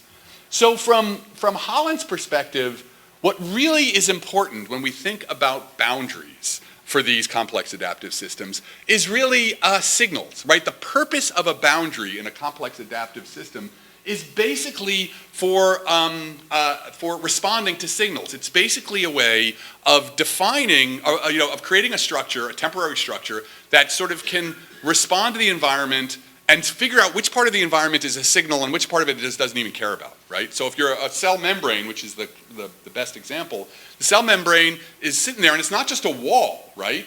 It's adaptive. Though it's something that says oh, okay, oxygen, I need you in, whatever, nitrous, dioxide or whatever. I don't even know what you are. I'm not even going to respond to you. So, either it'll open up pores to allow things in or open up pores to allow things out or just not even respond to them. So boundaries they're functional, right? But they're just really temporary organizations, which eventually, when the organism dies or the organism changes function, even may go away. So there's been some really interesting work from John Krakauer's group at the Santa Fe Institute about how boundaries in living systems are completely fluid. Things will act as an individual for a while, and then it'll lose that individuality and then become part of a larger individual. This happens with biofilms, where you've got individual cells, which will act like individual cells, until it becomes useful to act like an organism, right? And then it may go back to acting like an individual cell. So, these boundaries are, fundamentally temporary and artificial, okay? So, here's a network, right? Here's just a network, and this could be a network of cells that are part of organs, which are part of an organism, which are part of an environment, which is part of a biome, an ecosystem, which is part of a biome. And so you can ask, well, where am I in this? Well, my answer would be, and this is where this is where I'm going to make the connection with the Buddhist perspective. Fundamentally, reality is boundaryless, right? So in the Upaya Zen Center's reading of the 4 vows that you say every morning, they'll use boundarylessness or boundlessness rather than emptiness. They use boundlessness as a metaphor for emptiness. And so, I asked, where are you in the network? Well, you're these nodes for a while, right? And then, when you die, gone, right? But, you're always, so this is this perspective, rather than the absolute and the relative, that we get from the Western perspective, where what's absolute are these fundamental rules, and everything else is an epiphenomena. This is a much more holistic view where there's this environment that you're always part of, right? And that your consciousness, your self, is really distributed. It's part of the there's no way. Experience is not just up here. Experience involves, as we saw with Dogen, the 10,000 things stepping in, to affirm self. So, this view of boundaries, this complex adaptive systems view of boundaries, I think is just very fruitful along these lines. Okay? Okay, now to conclude my last 5 minutes or so, information theory. So, information theory is an important, we've seen that networks are, what's happening on networks or complex adaptive systems are networks of information. What do we mean by information? Well, there's Shannon's, I think it was 46, his theory his information theory was, we have to recognize, was syntactic information. Information was really a probability distribution, P, the probability of some symbol set X appearing in a message. Okay, great. It's turned out information theory has been enormously useful. As Sarah Walker and Paul Davies say, if we're thinking about life as a physical system, the important thing to recognize is that life is the only physical system where information becomes important, that uses information as an inherent part of its constitution, right? I can describe a black hole, I can describe the event horizon, I can use information to think about, how much information is there in a black hole event horizon, or I could not use it. It doesn't, it may be useful to do it, but it's not like the black hole cares. Whereas what makes living systems, what they are is their use of information. And in particular, want to draw in Francisco Varela's ideas of autopoiesis, that what it uses information for is to become self-maintaining and self-producing. The cell membrane is the best example of that, right? The cell membrane is both a process and a product that the cell created so that it could create more processes and products, so that the cell could keep on making processes and products, right? The membrane is the thing that allows more membrane to be built. And without the membrane, the cell dies. And this is all, and what is the membrane? It's all about signals. It's all about acting on signals. What are signals? Signals are information. But the important thing is that Shannon never intended this to have anything to do with meaning, right? And that's been a problem for this. So what we really should be interested in is semantic information. And as Bateson said, Bateson comes back here, information is the difference that makes a difference. Well, the only things that make a difference are agents, right? Are living systems, things that are agents. So there we come to autopoiesis. And there's this lovely paper recently by Artemy Chokeski and David Wolpert, Semantic Information, Autonomous Agency, and Non-Equilibrium Statistical Physics. With Artemy, we have a Templeton Foundation grant, which I'm hoping is about to get funded, fingers crossed. Because this paper was wonderful because it articulated the first steps of an operational definition for semantic information. And hopefully if we get the grant, we're going to be able to really fill that out. I also want to, so I'm not going to go into this is just how they defined it. But also, Carlo has a lovely paper as well on this question. So there's this big gap in thinking about information, about trying to understand it in terms of meaning. All right, so finally, epistemic agents. So what do I mean by epistemic agents? I think it's very close to, what Chris talks about is the agents in Cubism. Epistemic agency concerns the control that an agent may exercise over their own beliefs, right? It's about beliefs, about saying, well, I think this is going to happen. Oh, I just did something now, I have to update my beliefs about what's going to happen. And beliefs this is about information. Beliefs are represented as probability distributions, contingent, P of X if Y happens. But here's the important thing from the epistemic, or that I want to raise. These probability distributions, according to like Jaynes, E.T. Jaynes, who was up there, we shouldn't think of our probability distributions as being objective distributions that the world has. The world doesn't have probability distributions. You have probability distributions, right? They're your beliefs, right? Which are being updated by your contact with the world. What's important about this is to sort of take this, I like this perspective, it's a very Bayesian perspective. Because what it really emphasizes for us, that we are epistemic agents, and epistemic agents always have finite information horizons. There's always a horizon that you can't see over in terms of the information you have, and that you bring with you as you walk around, right? It's the interesting thing about the structure of a horizon. It's always there, you're always in the middle of it. So what that means is that epistemic agents, so I want to point out that, there is physics to be done on this. So this is a paper we have a group of researchers that we call psychohistorians, and this is the first paper that we're doing, which is about this, using epistemic agency to show that it can be very difficult to form consensus. You also notice Harry Seldon is in it. So that's a joke for you nerds. Okay, let me jump through this. So when I end in the idea is like, what would happen if you did physics with epistemic agents? What if we turned the whole view around, rather than the sort of Western view of like, there's this ground, this bottom of absolute objective reality that we're supposed to find, and then we're going to build our way all the way up to meat computers with sensors, so we'll explain experience as an epiphenomena of those meat computers. What if you started recognizing that experience is irreducible, those experiencers are epistemic agents, and you tried to build physics from there, right? So if you asked physics questions starting with epistemic agency and the idea of finite information horizons, maybe that would lead you in some very interesting places, right? And part of this means don't assume objective priors. You don't assume that, I've got to find the world's, objective structure. Don't assume that. Don't assume there is a pre-existing ontology. Or really what you're saying is that ontologies are always fictions. They're stories. They may be very useful stories, but they're just stories. That's not really what science is about. Science's job is not to get the ontology. It's to articulate narratives about the world that become ever more functional. So what we do want to do then is assume Wheeler's kind of 20 questions. This is really, from this perspective, this is a perspective that really makes participatory realism make sense to me, right, from the epistemic agent's point of view. Okay. So, my conclusion, to go beyond the blind spot, one thing that's really exciting to me is the idea that what physics, what we're looking for is the residue of the parsing of subject to object, or in scientific views, observer in world. What the residue is the tingly bits, right? So this is what's exciting. This maybe view sort of looks at what we're supposed to be doing is we see the tingly bits, that's what occurs in experiments, but that's actually the residue of this temporary, right? Remember, boundaries are temporary. This temporary parsing of self and world that is the epistemic agent until they die.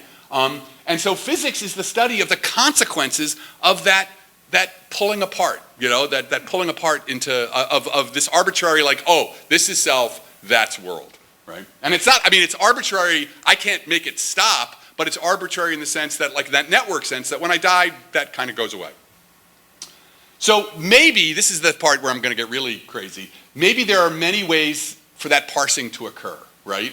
And what I mean by that is that I'm going to bring up this example of Arrival, right? In this movie, if you guys saw it, what was great about this is they met this alien species, and they were trying to talk with this alien species, and they brought a physicist and a linguist in. The physicist utterly failed, right? You couldn't just use math to compare notes. But the linguist, managed to make contact. And what they found was that the aliens had an entirely different language, and that entirely different language also meant they had an entirely different experience of time. They literally were moving through time in a different way, as if they had different physics. So, this weird possibility for me is that, you know what? In some sense, it's how that separation occurred, how that structure became about in the organism that may take this infinite book of the world and determine what physics you see, how the physics manages itself. That's a wild speculation, but it gets me excited. So, my codification of what I'm saying is this, right? My non-blind spot view. Of course there's a world without us, right? That would make no sense to talk about there not being a world without us. It's just not this one. This world is the world that has been, it's that separation. We get a world that comes from this particular, how it organized, the structure of the separation between self and world. So I'll stop there, and I'll just put up this quote because I love it. And I'm just tempted to one comment before I open it up. I love the fact that you said these aren't facts, they're fictions. But of course, in English, the word fact and fiction are completely cognate. Fictions are things we make, facts are things we make. As Tracy Chapman said, there's fiction in the space between you and reality. Right. Well, that's why I wanted to note, metaphysics, why, there's no escaping. It's important to use popular. If you want technical curiosity, because I expressed also in my talk, so this necessity of discussing boundaries and the arbitrarity of boundaries. It seems to me in what you are describing, you have like these networks, in which a certain point, part of the network is distinguished from the rest and becomes a unity, an individual.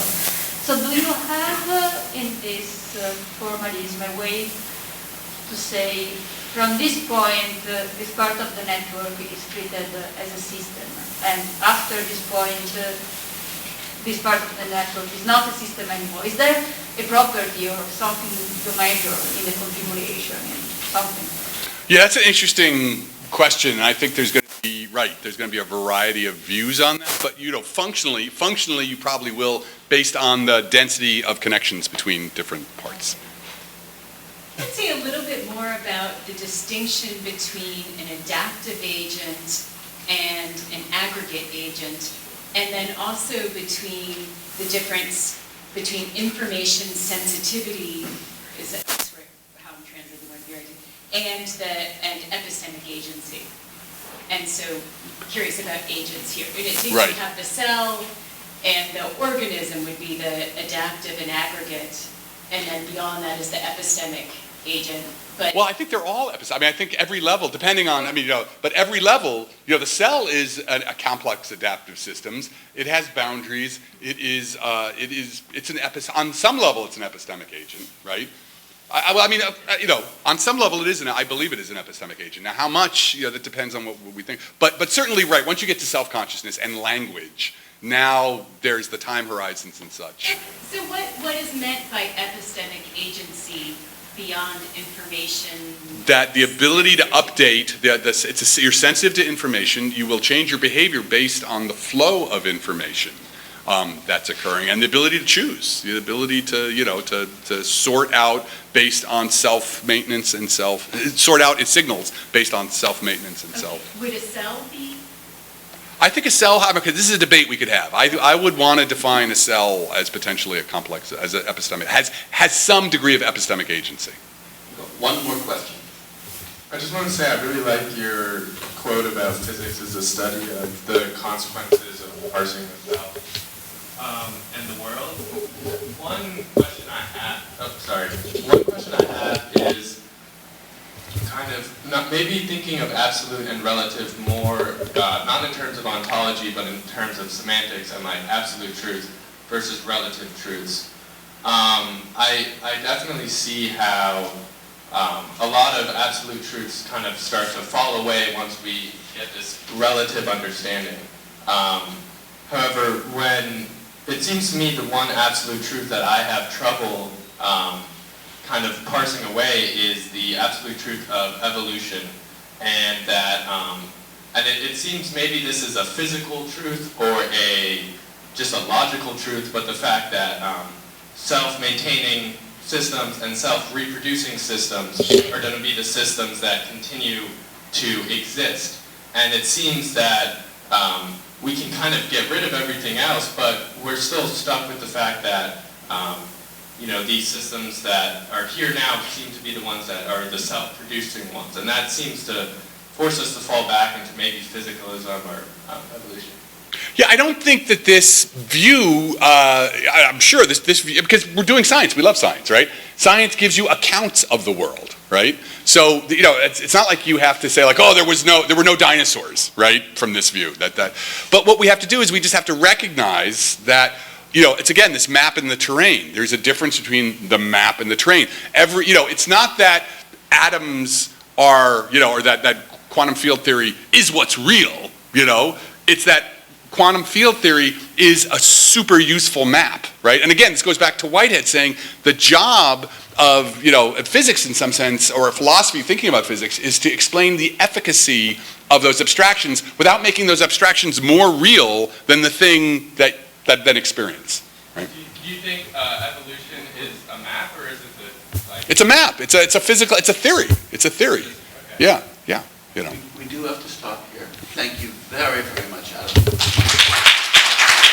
Thank you. Thank you very much, Jay. Thanks to everyone for being here at the last talk. I'm surprised it's quite a marathon. It's been great, but also a little exhausting. And I noticed that, well, first let me say, before I say more, I just want to thank Bob, of course, for the invitations. It's been great to meet, to see some old friends, actually for the first time in quite a while, and also to make some new friends. It's been really great. And this event has been very smoothly organized despite being locked out of the building, which was nobody's fault. So Sanjot, we don't blame you. So thank you very much for all the organization. I noticed that Evan started his talk yesterday with a kind of a series of hedging of bets, as it were, to speak about bets, and a few qualifications. And I should do that too. I am a scholar of Buddhism, I suppose, but I'm certainly not a quantum physicist, and it's been a very long time since I've studied physics at the United States Air Force Academy in a sort of former life.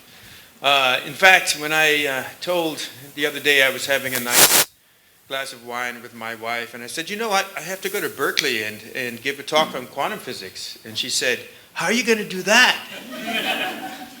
So we will see. And actually, I think there's a title of my talk, something like Empty Explanations.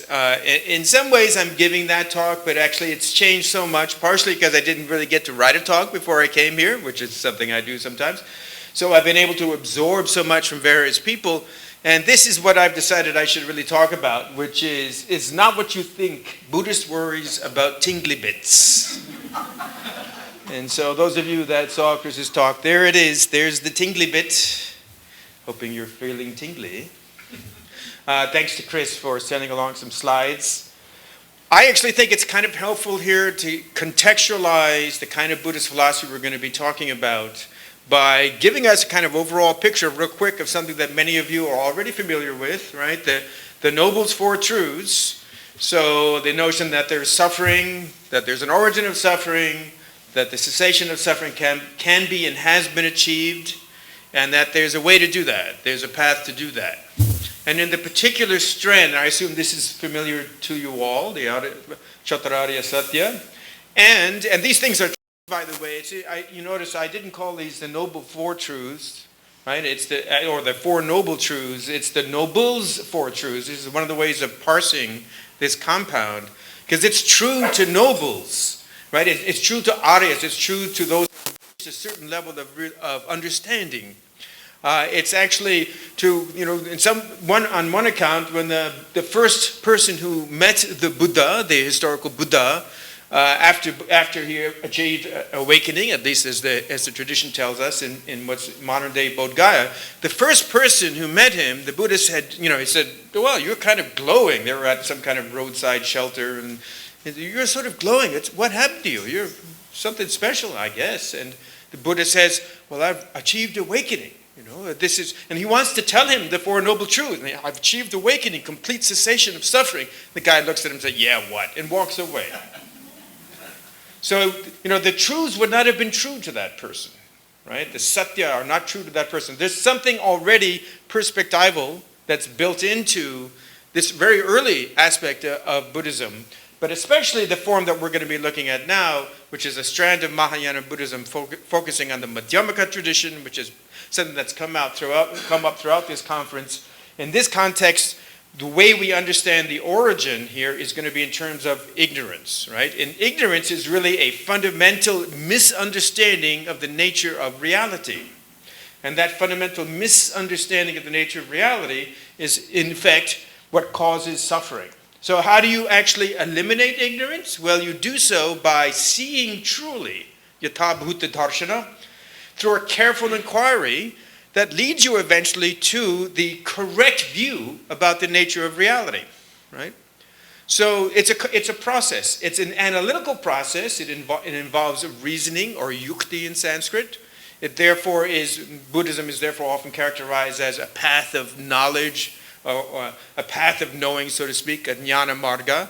So the process here really depends very heavily upon this idea of doing vichara, or analysis of the nature of reality. That's how we're going to eliminate suffering. And this is, of course, what Nagarjuna is explicitly about. Obviously, Nagarjuna can be about other things as well, but explicitly, he's about trying to eliminate ignorance. And what is his particular version of ignorance? Because each of the various Buddhist traditions have different accounts of what ignorance is.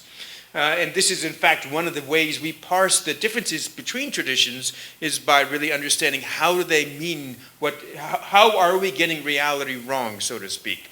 And as we already know, but probably worth repeating, Nagarjuna's version of ignorance is that it amounts to the imputation of essence, or swabhava. I forgot to put the term swabhava in there, but I think many of you know that already.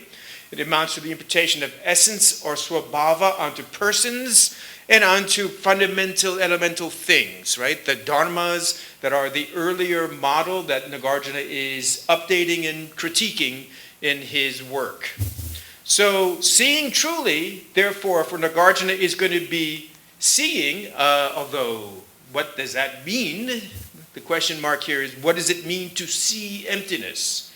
We're going to come back to that in a bit.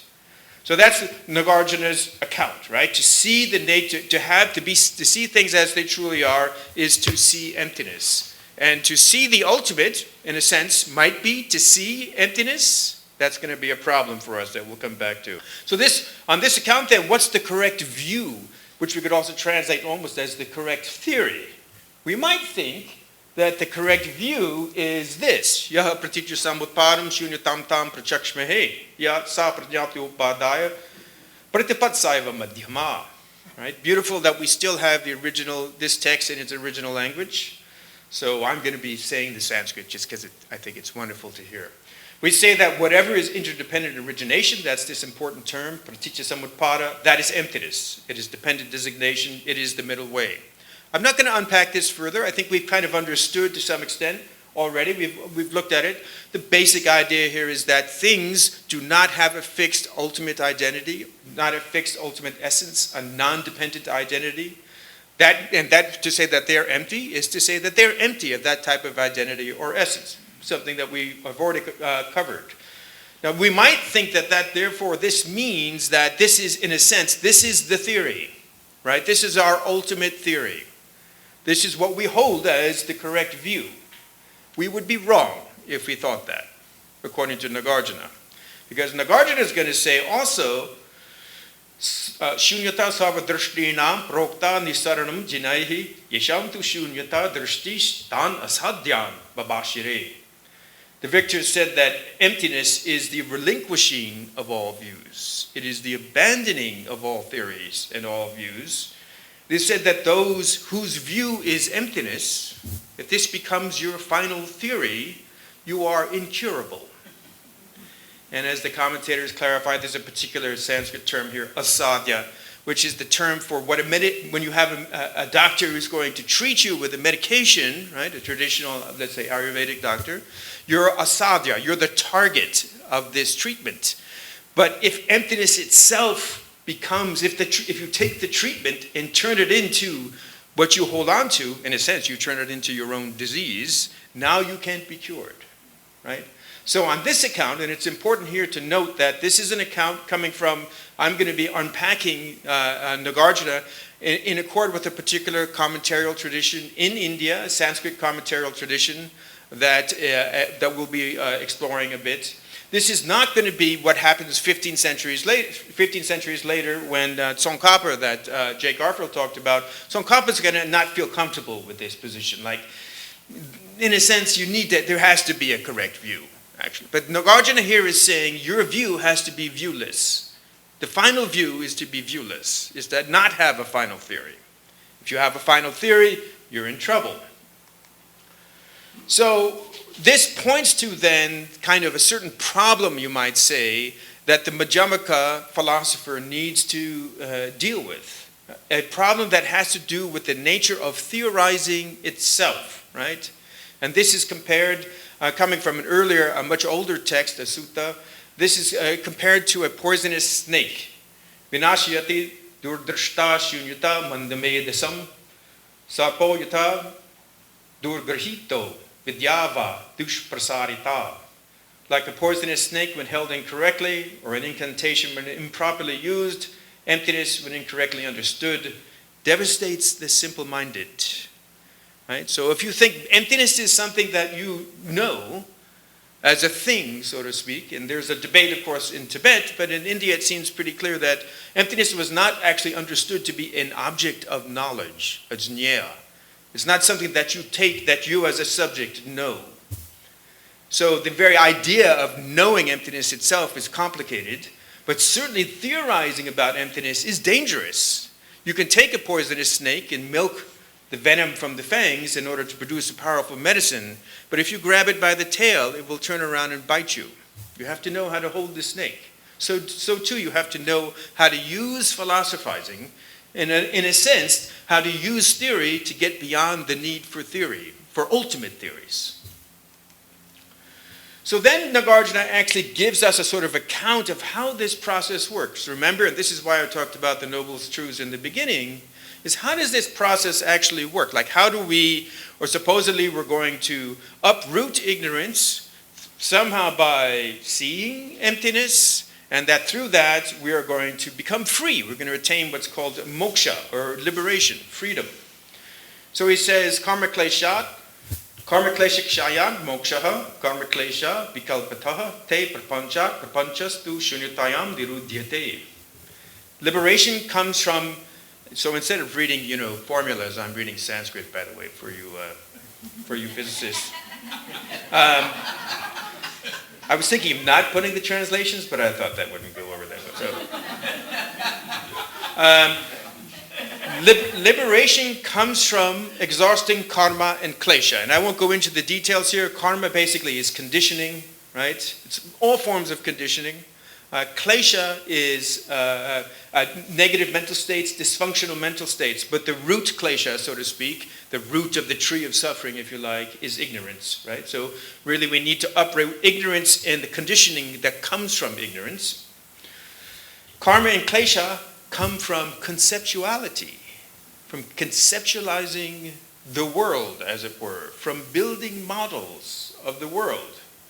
Conceptuality comes from prapancha, which I will not translate right now. But prapancha is negated in emptiness. So this is a description of a certain kind of transformational process that is also understood to be a contemplative process. And when it says prapancha is negated in emptiness, it seems to suggest, and some of the commentators would confirm this, that in other words, when you're in a state of knowing emptiness, whatever that means, when you're in the state of knowing emptiness, this need to model the world ceases, right? That in a certain way, all of our models fall away. The theories fall away, and we're in that state now in which we have abandoned all theory. Okay, so simple. That's it. It's easy. I guess we're done. Except there are a few things that Nagarjuna didn't really explain. Like, what the heck is prapancha? Right? Remember, we come back here for a second. Vikalpa, sort of modeling the world, as it were, conceptuality, comes from prapancha. So what's prapancha? Now, one translation of it is conceptual profusion. I don't really like that translation because, I mean, this is what conceptuality is not to come, what conceptuality is meant to come from. Conceptual profusion just sounds like it's a lot of conceptuality. That's not an explanation of where conceptuality is coming from, right? You might say it's the disposition to conceptualize. It's getting a little bit better. Like, what is it? You know, we just make models. That's what we do. And that, the urge to conceptualize, the urge to model is the problem. Maybe, could be that. But maybe even deeper, and this is where this particular strand of interpretation goes, it's actually, in a sense, what do you need to be in place to even conceptualize? What needs to be in place in order to make a model, right? So that's going to be a big question that Nagarjuna never tells us the answer to. Like, what's prapancha? Look at the bird. You know, it's like, how does one know emptiness? We've already been, skirted around this, danced around this already a bit. But is it like, well, how do you know something that is not a something, right? Does it have a phenomenological character? Is it, like that movie I Heart Huckabees, where you just sort of hit yourself in the head until you go unconscious?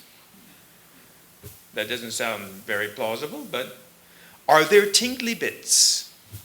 And I mean that quite seriously. Is there some kind of, if tingly bit sounds to me a little bit like something that's approaching phenomenal character, maybe. Is there phenomenal character to this realization of emptiness? To this experience of emptiness, actually? And then what kind of inquiry will actually get us there? What is our best method, to use the Buddhist language, the upaya?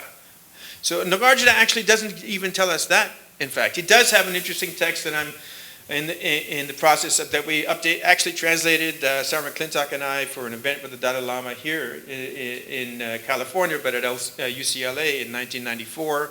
It's a text called the Ratnavali, the Jewel Garland, and Nagarjuna there does give lots of advice in a way about like how to live life. It's actually directed to a king, how to run a kingdom.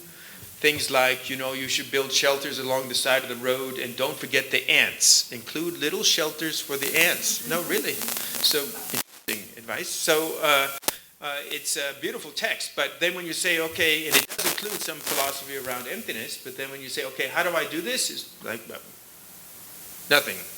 A little bit like being in a zendo, I guess. So, what's our best method? Moreover, we are like, this is interesting because of Marcelo's quote yesterday, to do science you have to be curious and have bad eyesight. So the term for an ordinary person, one of the terms is Ardvark Darshi, right? Which means, myopic, or in Tibetan, Sortong, you don't see very far. So we ordinary myopic beings who are still in the state of ignorance, right? And who are, in principle, depending upon which timeline you follow, some timelines say it's going to take us 3 incalculable eons to become Buddhas once we really get started. So basically, in a certain way, one of the ways of thinking about that endpoint of Buddha is not like, oh, I'm going to get there fast, especially with this particular philosophy, but rather to kind of, it kind of marks, it's a way of resolving certain types of problems. But there is a practice now for us that we need to engage in. So what is that practice? More specifically, like, how do we proceed in the world? How do we make our way in the world as beings who still have prapancha? And more specifically, how do we come up with an account of the conventional? Like, well, we're trying to proceed toward awakening. How do we come up with the account of the conventional? How do we do our modeling in a way that is most compatible with the final viewless view? Right? So these kinds of questions really animate the subsequent tradition. So remember, Nagarjuna is around, 1st, 2nd century, and then we've heard from Je Tsongkhapa, who's in the 15th century. There's a lot of stuff in between there. And in particular, there's an arc of about 700 years that I'll be tracing very briefly here. That's a certain style of interpretation that I think is going to raise some questions for us that are relevant to quantum physics. Maybe, I hope. So basically, these kinds of questions lead in a certain stream of interpretation, lead to a kind of way of addressing both. Like, how do I, in a sense, get closer and closer? How do I make my way on the path toward less suffering and eventually, and if you like, closer to liberation on the one hand? And on the other hand, how do I model the world given the fact that I'm still using prapancha, which means I'm modeling the world and I need to make my way in the world? How do I do that in a way that actually is going to be at least not completely incompatible with this final viewless view? So this, what emerges in this stream of interpretation is actually the notion of levels of analysis, that one can apply different levels of analysis to the world, and that those levels of analysis actually have different purposes. They're useful for different kinds of things, and each level of analysis is going to be, in a sense, a kind of perspective. Literally, it is a world, at least according to a later commentator, or actually writing an independent treatise, Shantideva, probably active around the 8th century. So Shantideva is going to write in the beginning of the 9th chapter of his very famous text, The Guide to the Bodhisattva's Way of Life, that there are multiple lokas. There are multiple worlds. There's a world of ordinary being, and then there are worlds of yogis, which is to say people who in a sense are engaged in this kind of inquiry, and that each yogi at one level is superseded by the next, is superseded by the next, is superseded by the next. And they are in a sense, well, at least for Shantideva, they're inhabiting different worlds. One way to think about that is they are engaging with the world through different models. Because of course, as we will see on this account, the world itself is a concept. Right? The term world is a concept. We think of world, we talk about the world. There's a way in which we could say that successfully refers, and I'll get to that. But there isn't actually a world that directly refers to this term concept, to this term world rather, to the concept world. Right? We are going to be constructing that concept.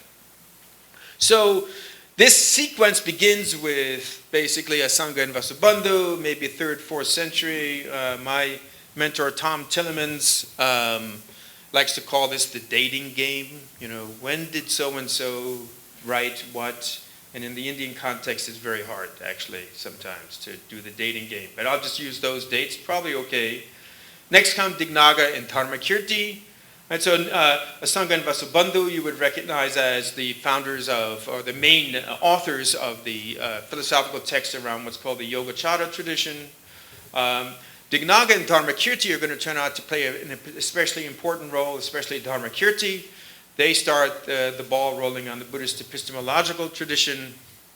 And then finally this way of interpreting Nagarjuna ends up at Shantarakshana and Kamalashila in the 8th century. And of course, those are the two Indian figures who go to Tibet and bring Buddhist philosophy to Tibet.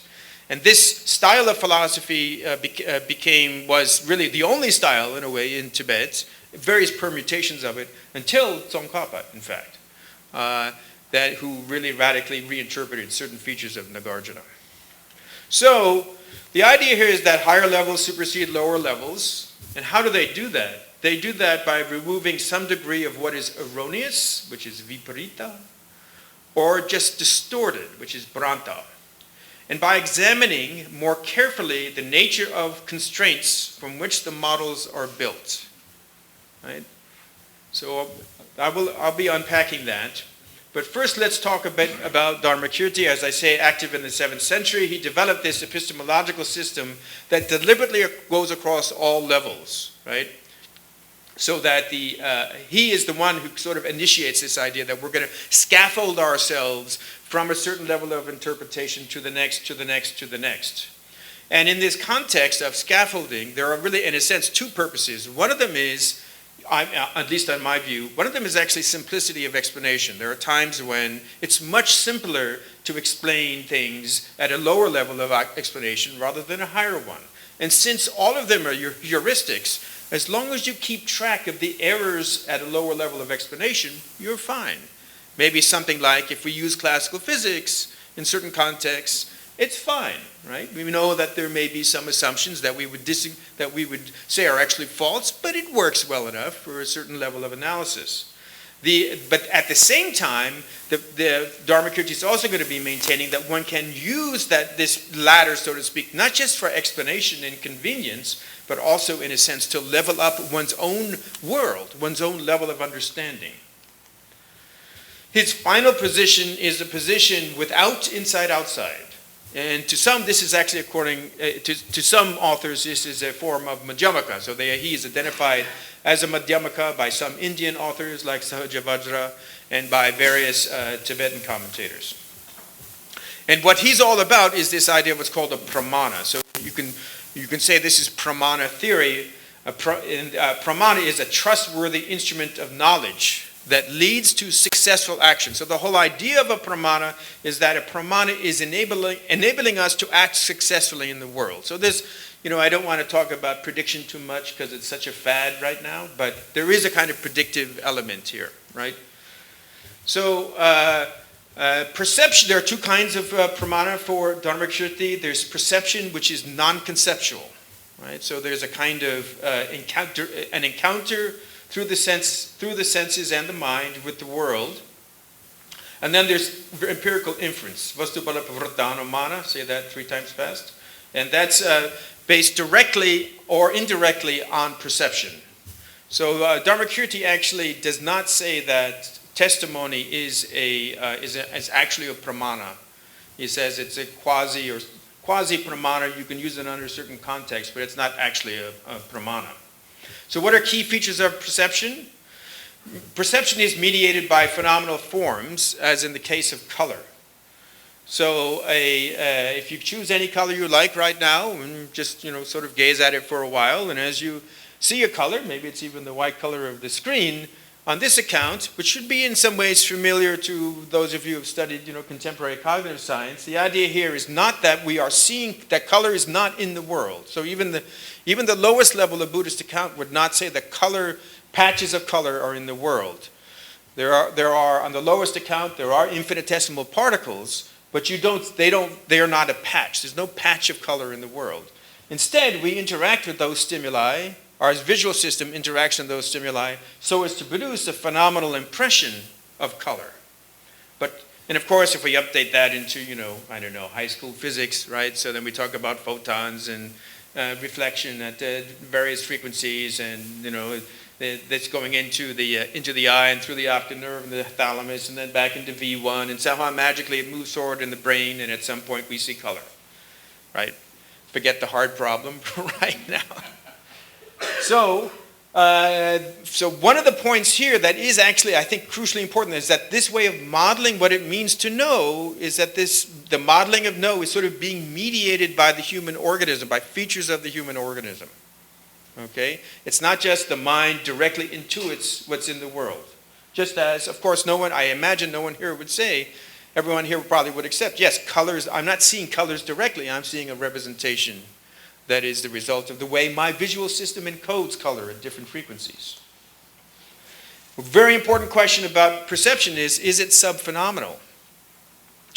It seems, and there seems to be some debate about this, and I don't have a definitive conclusion, but my impression these days, and I've worked a lot on Dharmakirti, is that this level of experience is actually largely subphenomenal. You can, at points, you can be trained in a sense, to attend to this level of experience, but it is, for most ordinary people, not usually what we are accessing. Instead, what we're doing is we're conceptualizing this sort of non-conceptual moment of sensory experience. We conceptualize it, and we have to conceptualize it in order for it to guide action in the world. If there's no conceptualization, you can't make sense in a way of those sense impressions. So this is a little bit like what we've heard in terms of an Kantian account yesterday. It's not equivalent to a Kantian account, but there's a little bit of that going on. So know something, actually, in a way that is really epistemic, is to apply a conceptual schema to this initial sensory impression. And when you do that, you introduce a distortion, right?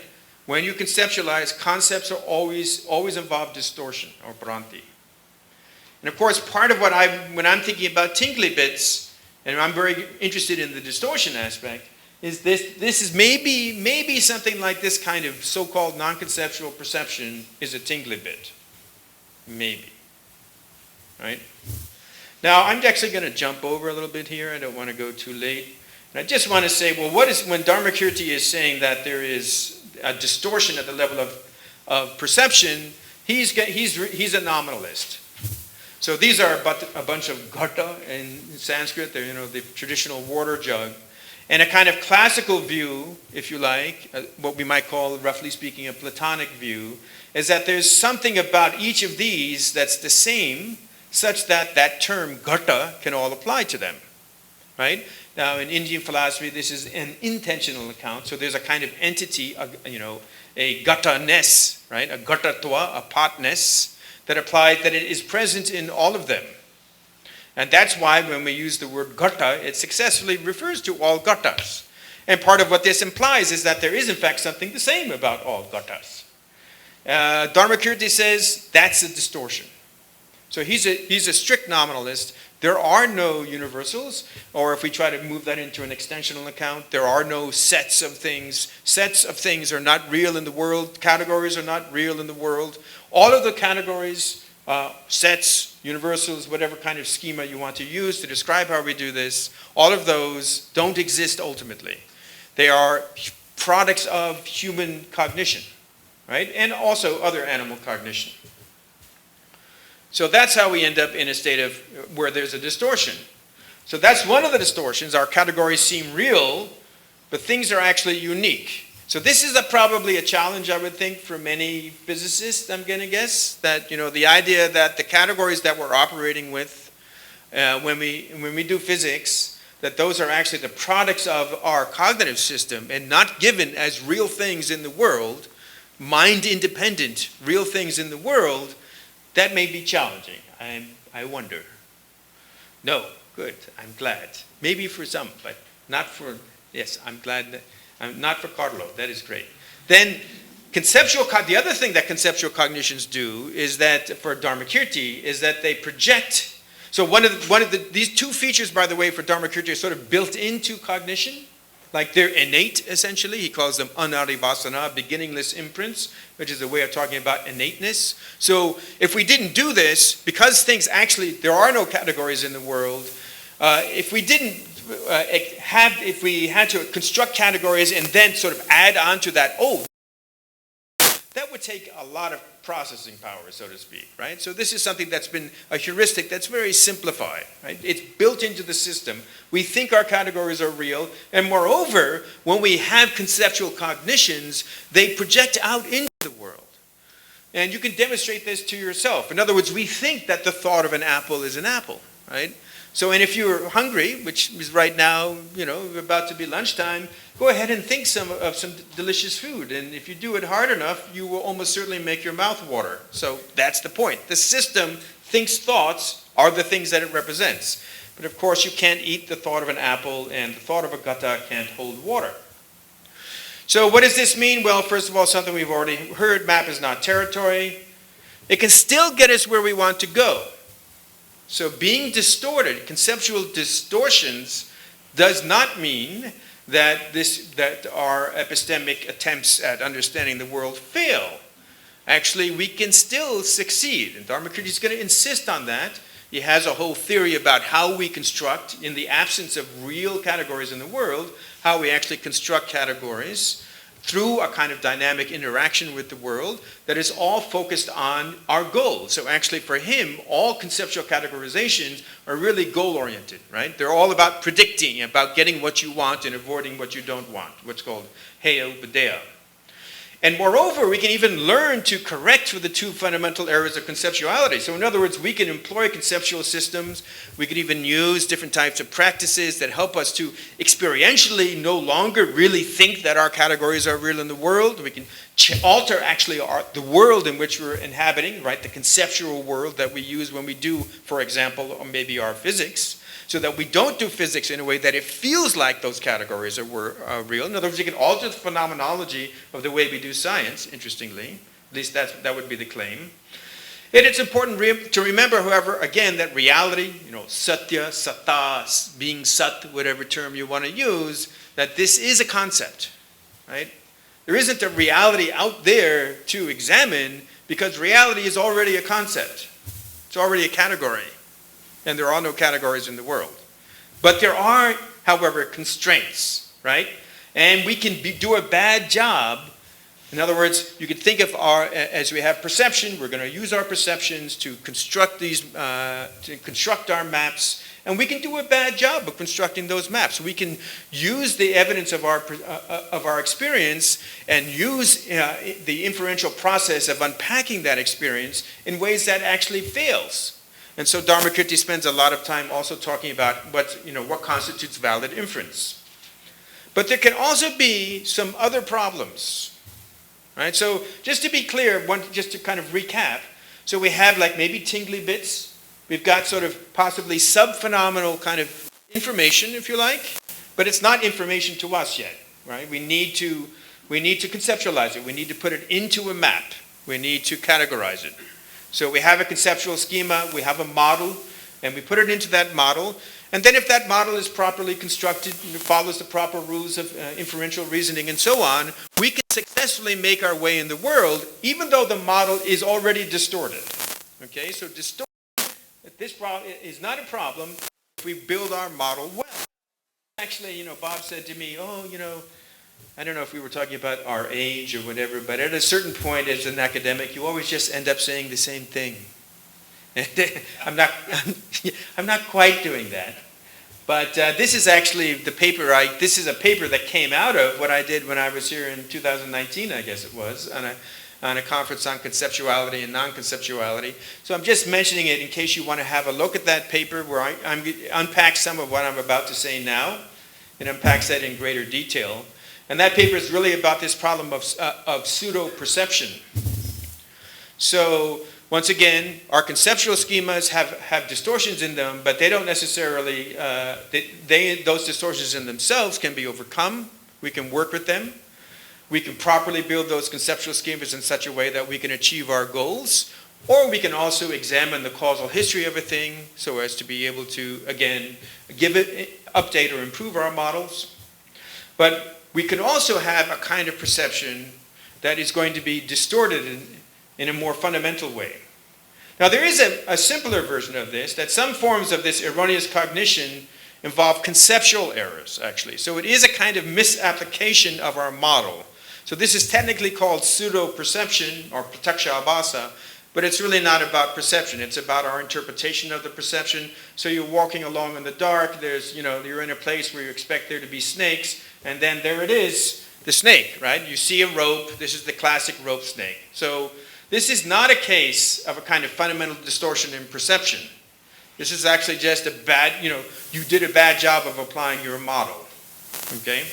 So, and maybe if you were a snake expert, you wouldn't make that mistake, right? So you can be trained actually to improve your deployment of your models and even possibly of your perception.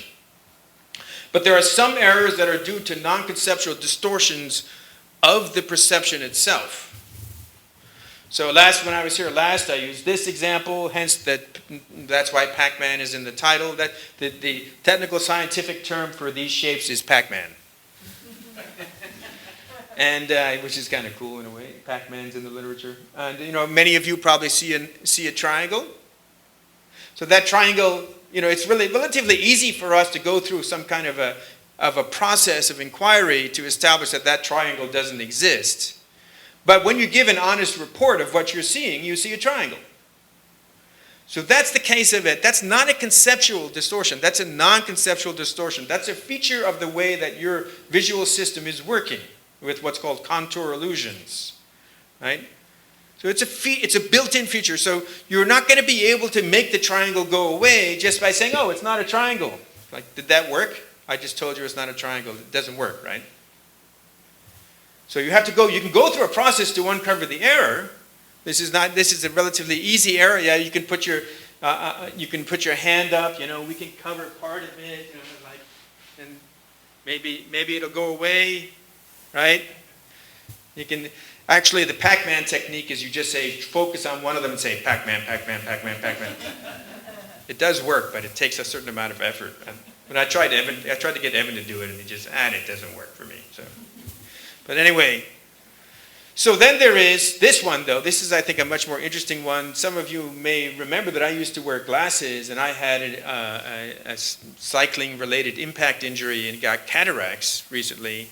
And I actually, in January, had my natural lenses replaced with these amazing new artificial lenses that I now have I had like 20/70 vision or something, near and far. It was terrible. I now have 20/20 vision, near and far.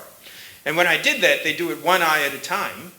So, and when I had done one eye at this point, right? So this is the white color that the right eye with the new end, so I did my right eye first. And with the new lens, when I looked at it, I noticed this, I was walking around, like, oh, wait a second, the eyes seem different. This is what the right eye saw. When I looked at this color with my old left eye, it looked like this. Right? So I just basically, covered the eyes, and okay, I look at this, now I'll look at that with my old eye, and then I'll try to replicate the color, pretty close. I think I got a good approximation by the way, what color would I see with my good eye, with my new eye, my, bionic lens. So that's also a very interesting example of, which is actually a well-known phenomenon when lenses age, color perception gets altered. But I had no idea that I was seeing yellow everywhere. So that's a really hard error to correct, right? I had to go through a quite extraordinary process in order for me to correct that with my own phenomenal experience. Now, when so some of these errors, therefore, are due to this non-conceptual distortion. And then they become not just distortions, but errors. All right? Another example of this is floaters. Right? That's another classic example. And at the highest level of analysis for Dharmakirti, the inside-outside distortion intrinsic to perception is a non-conceptual error. So inside-outside is actually encoded into ordinary human perception. So, in short, experience is not pure. Ordinary human experience is already dualistic. And non-conceptual error of that kind in particular can be extremely difficult to detect, leave alone work with. So, finally get to quantum physics. My question, one of the ways to think about this, first we kind of need to go through a little preliminary, which is just the question, where does quantum physics happen? Right? Like, does it happen out in the world? Like, physics is reality. And we're just sort of watching it or something like that, or contacting it. A very naive sort of realist view. Another way of saying this is like, who does physics? Do rocks do quantum physics? I'm going to suggest that's not the case. I have not met a rock but who knows, the inner life of rocks.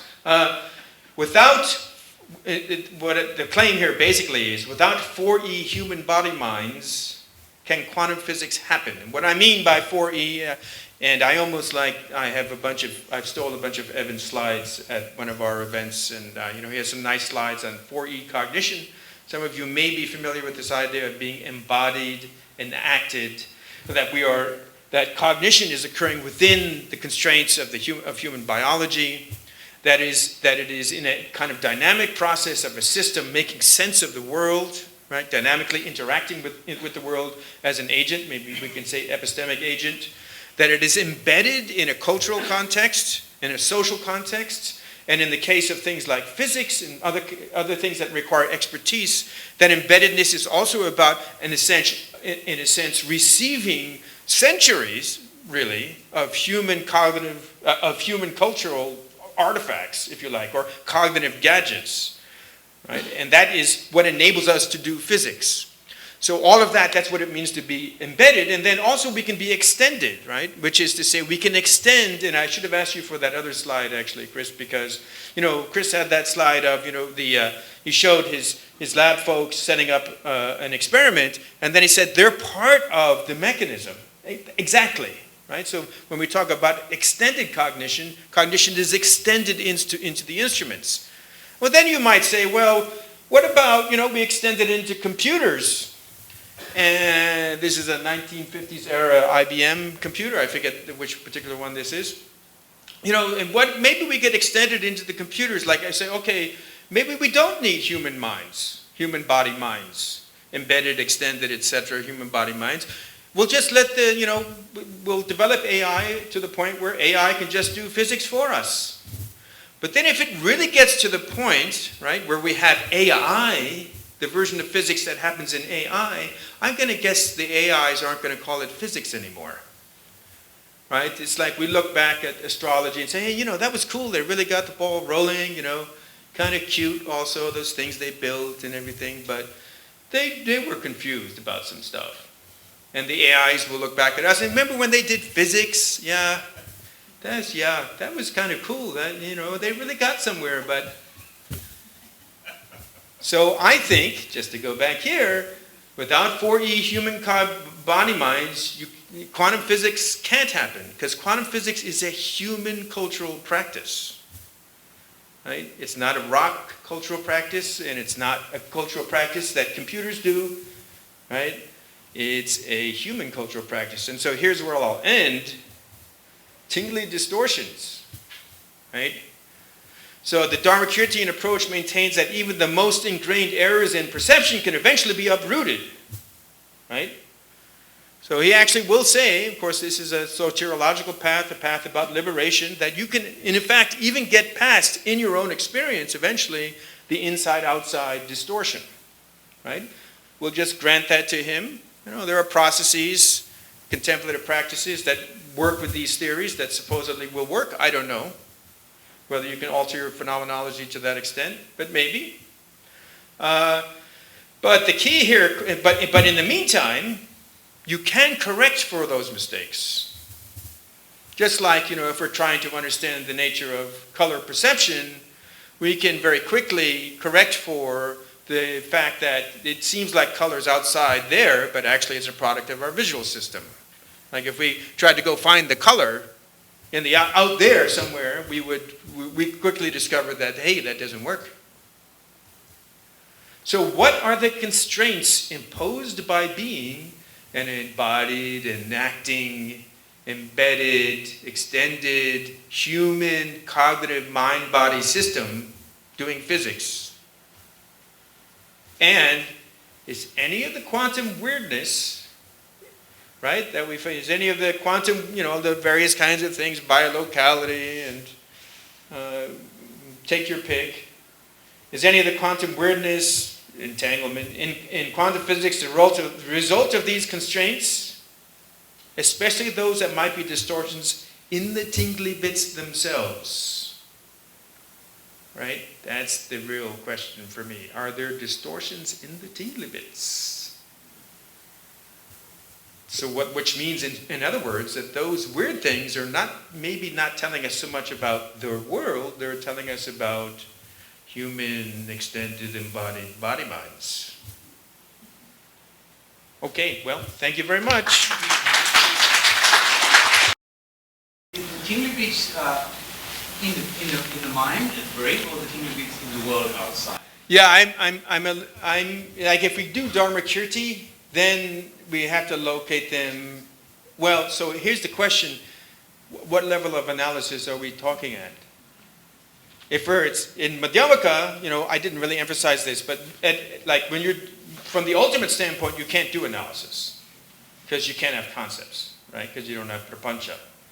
But at the highest level of analysis for Dharmakirti, there is no inside-outside, so that question doesn't count.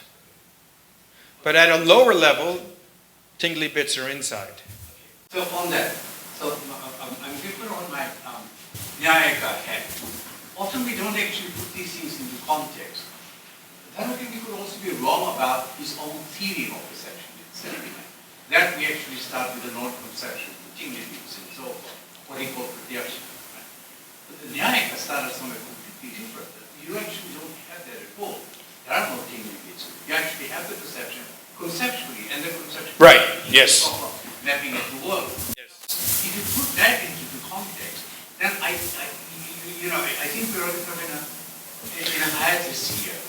Yeah, I mean, you come to different. You may come to some of the same conclusions actually, but you come to other conclusions that are very different. Of course, then that's the big debate. One thing I will say though, and now this is the debate just to clarify between whether perception is intrinsically conceptual or not. But an important thing that's often a misunderstanding of Dharmakirti is that when he says that perception is nirvikalpika or non-conceptual, and I'm sure you know this, but is that that does not mean it's just a mirror of the world. It is contingent on your sense faculties. It's actually also contingent on your expectations. It's contingent on your affective state, so that the perception, the phenomenal presentation is heavily conditioned by other things that are not about just a stimulus. So it's very important to remember that. So it doesn't mean, being non-conceptual doesn't mean unconditioned or something. In other words, perception, experience, even at this very low level, is not pure. If pure means somehow, not conditioned by affective states or biology or whatever. I always do prapancha as fabrication, because it gets this idea that we're making things, we're also making things up. So you get the positive sense, like a fabrication lab, Right. and the negative case is kind of making it up. And I'm always thinking that a way to think about fabrication is our innate tendency to make stuff and then to confuse what we've made with something we've found. And I'm wondering if that's something... I think that's, yeah, and that's similar to like this idea that we have this, we are beings who do, that's what it means to be human. Yeah, like, to make stuff. Yeah, just to make stuff up. And to have that propensity is simply part of the system. These guys, this particular strand of interpretation, that I think is included, but they also then really focus on the inside-outside distinction, because on the theory of concept formation here, right, concepts, there are no categories in the world, you've got to create your categories. So and concepts are basically kind of created on the fly. So as you're forming concepts are always about action in the world, which is where there's a kind of parallel with inaction.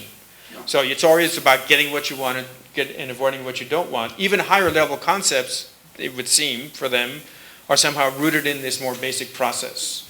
So for them, inside-outside is also got to be part of prapancha. Right, that's one of the things we make up. We make up. Yeah, sure. We make up the distinction. Yes, yeah. And then we take it seriously, forget that we made it up. Yes. And think that we just encountered it. That's good. So as a generic kind of translation, I think that works, Jay. Fabrication, and not just fabrication, but reified fabrication. Yeah, I like that. I want to react to something you said, and also to something Adam said. So let me put it this way. There's a part when I hear when you're telling the story of this Buddhist reflection, which I found extraordinarily interesting. Thank you. Or when there's a part on suggestions about how to think. I found it extraordinarily interesting. And the same is true in other methods. But then there is a part which is a reaction to what science is. And I think this is a total straw man. Science is not what you are sort of pretending it to be differently than what is, that some of the things you're saying, or the way Adam was proposing it. And I reacted when you say, oh, for a scientist, of course, a concept is out there. You said, oh, maybe it's not for you. It's nothing to do with me. The best science which we are discussing today, quantum mechanics, general relativity, the science of the 20th century, was done by physicists that were under strong philosophical influence. It had nothing to do with the strong realism and the concepts that are out there, which are, in fact, the main philosophical influence on those who did the 20th century science direct was Ernst Mach, according to which what science is the organization of our experience. Right. Okay. So from that, to say, oh, a scientist is somebody who thinks that out there is a world of realists with organized in concepts and structure, and our task is just go there.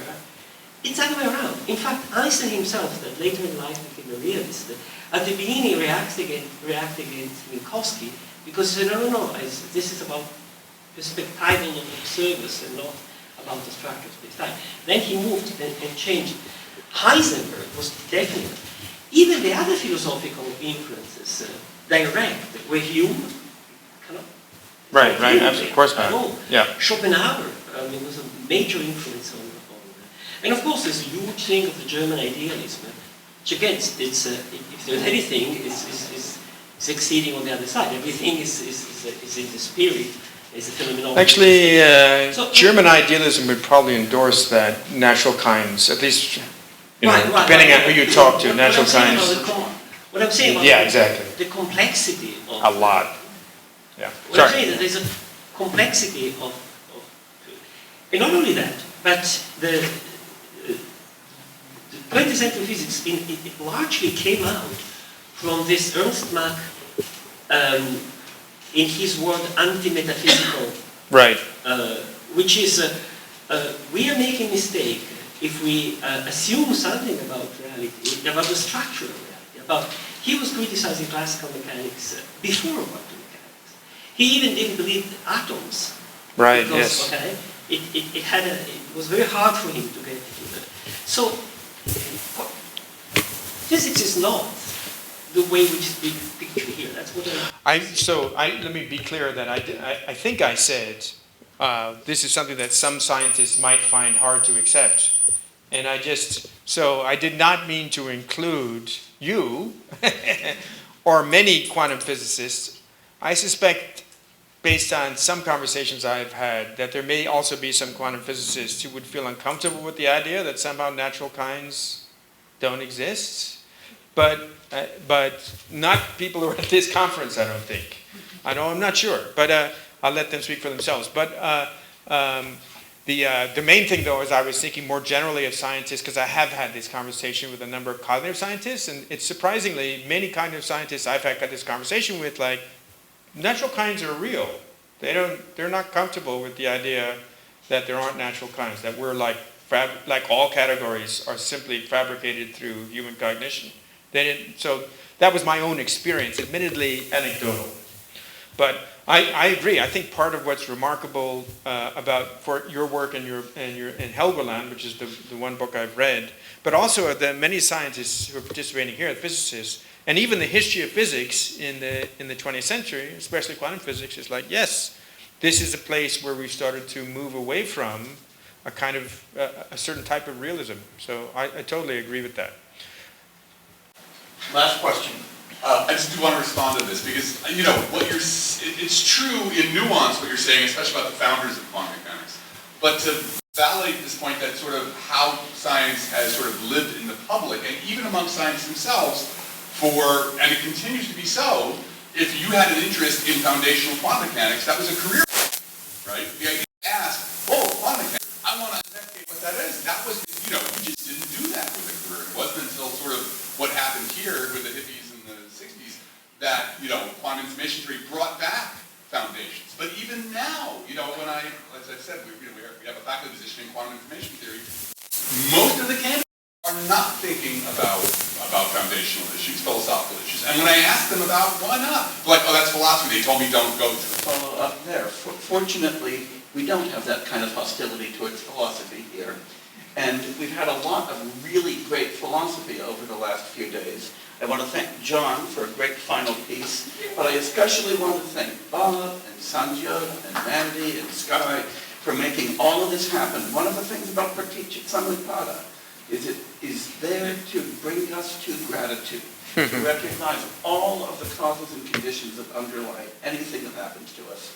And it's a really great moment for gratitude. I know Bob is going to take over in a few minutes to moderate the very final session, but I want to thank him and I want us all to thank him.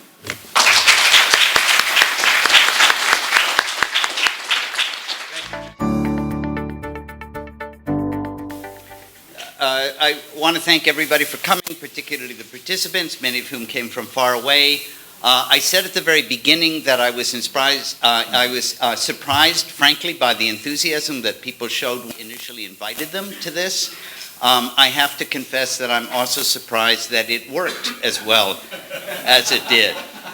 Given the incredible diversity of disciplines here, and even within those disciplines, even the physicists don't agree with one another, the Buddhologists don't agree with one another, that is kind of amazing that a conversation happened, and I think that most people felt that something was happening here. I go to conferences with people where they're all right in my field, they're all working on Tang Dynasty Chinese Buddhism, and not as much of a conversation happens. So I was trying to figure out, in a sense, why this worked, because I think that's important to think about and to think through. And I'm going to use something drawing from my own discipline, which is to create a doxography. The Chinese would call it a panjiao. When Buddhism came to China, it came in a very haphazard manner. So there were all these different schools of Buddhism, and they were just thrown at them. That's the way I feel as a Buddhologist looking at physics. You've got, Bohmian mechanics and decoherence and Everettians and relational and cubism, and they're all saying, we're right. And what do? So you create a panjiao. You create a kind of doxography. And in doing that, you're forced to generalize. I'm going to put people in boxes, but that's what you do. So the Sarvastivadins were those who held that dharmas are real, and we can understand, we can give a full account of the world by looking at what dharmas there are, right? You reduce reality to its bits, and then you determine the laws which govern the interactions of the way those dharmas interact.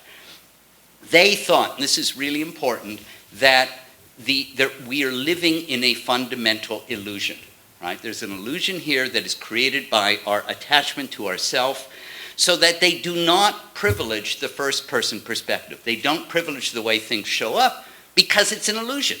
So the object is to use your analytic and critical abilities to determine what the world must be like such that it ends up appearing as it does. And I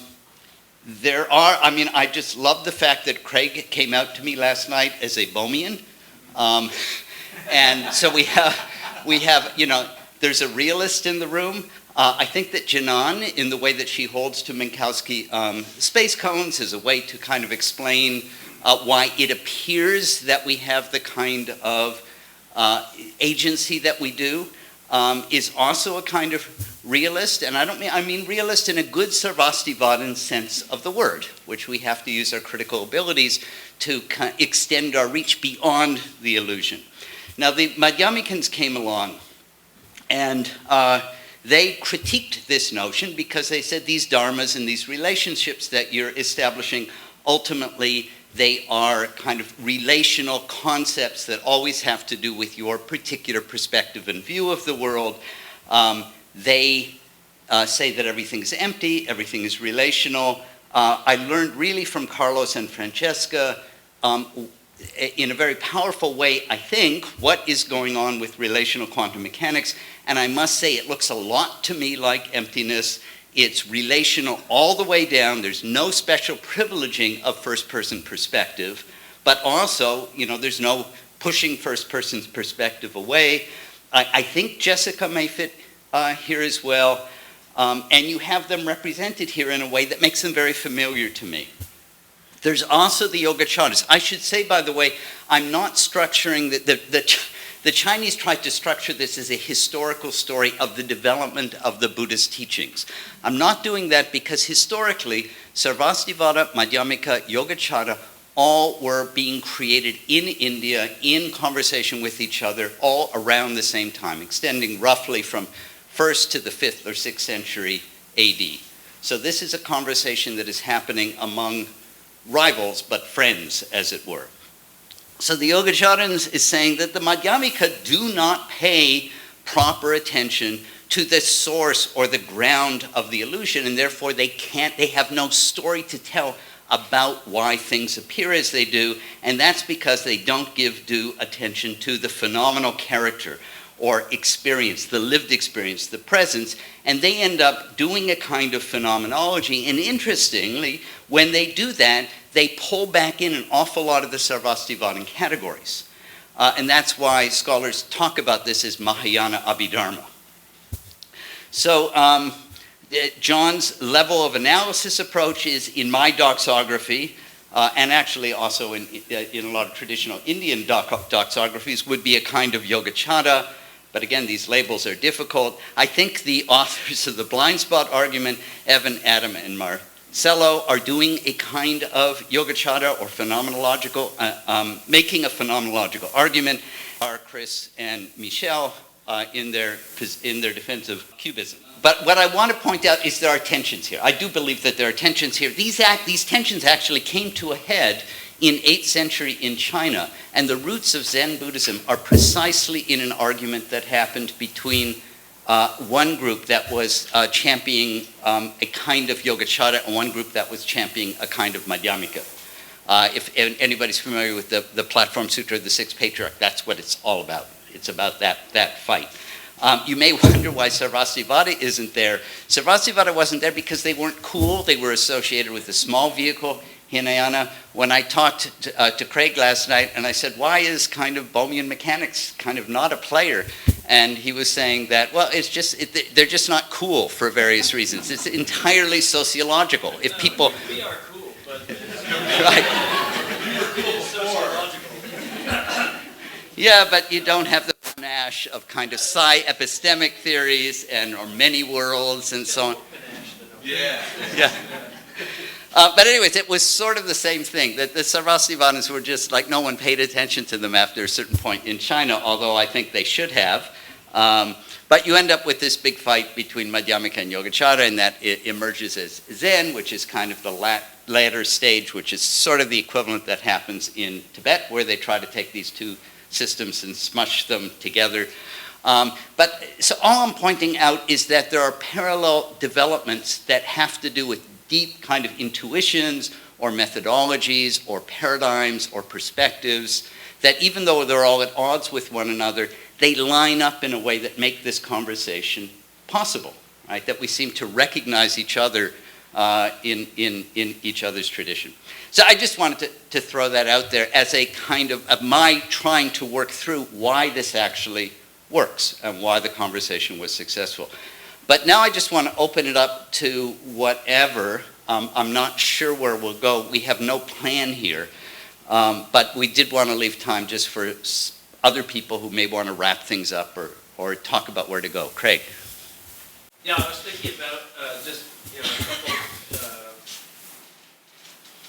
was thinking about a couple things that I was hoping to say if I had the chance, just sort of thinking about this whole thing and whether there's a couple of views have not really been, expressed or the sort of dominant discussion here. And so one thing I want to say is just that if you want to find a fundamental subject-object divide in quantum mechanics,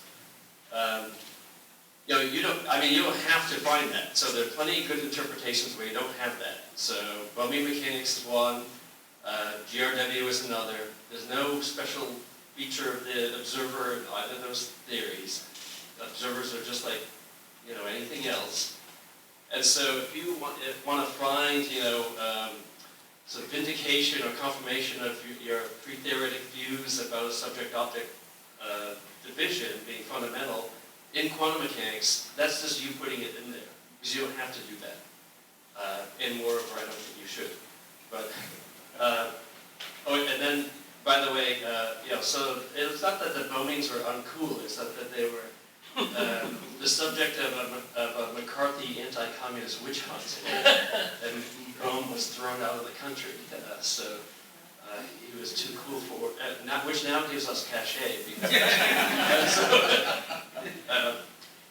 then the other thought I had was, so I'm a philosopher of science, and one of the topics we learned from grad school all the way on is, this long discussion on scientific realism. And the other point I want to make, actually, Carlo made it at the very end there, which was, I kept getting the thought that a lot of the attacks were on straw men. So there's maybe 50 different realist and anti-realist positions in philosophy of science. But even if we take like the most hardcore one, you know, those realists, they are thinking, okay, that the current, even those realists are thinking that current theory is only, approximately true, and then no one knows how to say what approximately true means, so it doesn't end up meaning that much. And so they all agree that the current theories then are false in some way. And so this kind of idea that, that it's this kind of hubris of thinking that we've got the final theory. But then I thought, well, no one actually thinks that we've got the final theory. So I thought this was sort of sometimes a kind of a bordering on straw man type of position. Along those lines, also, I was thinking about, so this idea that because the theories have to be produced by us, they're therefore erroneous. But if you say if there's like specific cases where you think that that's the case, but if it's just a sort of general observation, so I think the specific things are more interesting. So Lowell, the astronomer, so he famously had drawn thought that there were canals on Mars, and he had drawn pictures of these canals that were super influential.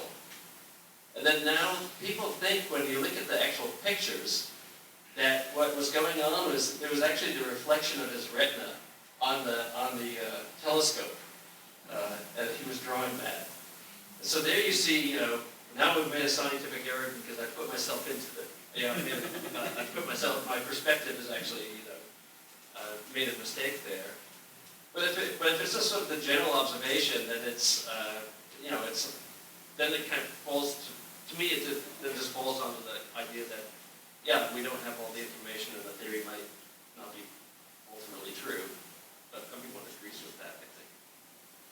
I think that's great because it does confirm the homology I'm making between your position, for example, and the Sarvastivadins, because the Sarvastivadins claim that the Yogacarans are sneaking an observer in through the back door. And the one thing the Sarvastivadins want to do away with is the observer. They say the fundamental teaching of Buddhism is that we're living in an illusion. The fundamental illusion is the way we project selfhood on the world, and that the Yogacarans are bringing it in through the back door. So they would be very adamant, that Adam's talking about pure presence and givenness and everything else. They say that's just the self. That's what the Buddha came to dispel. So there is, anyways, for me, that homology works.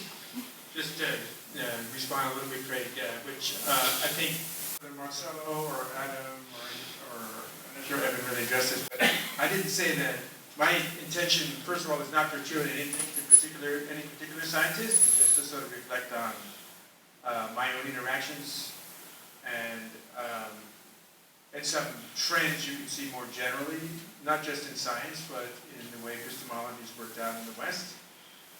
And I think it's safe to say that in the context of the science, the idea that,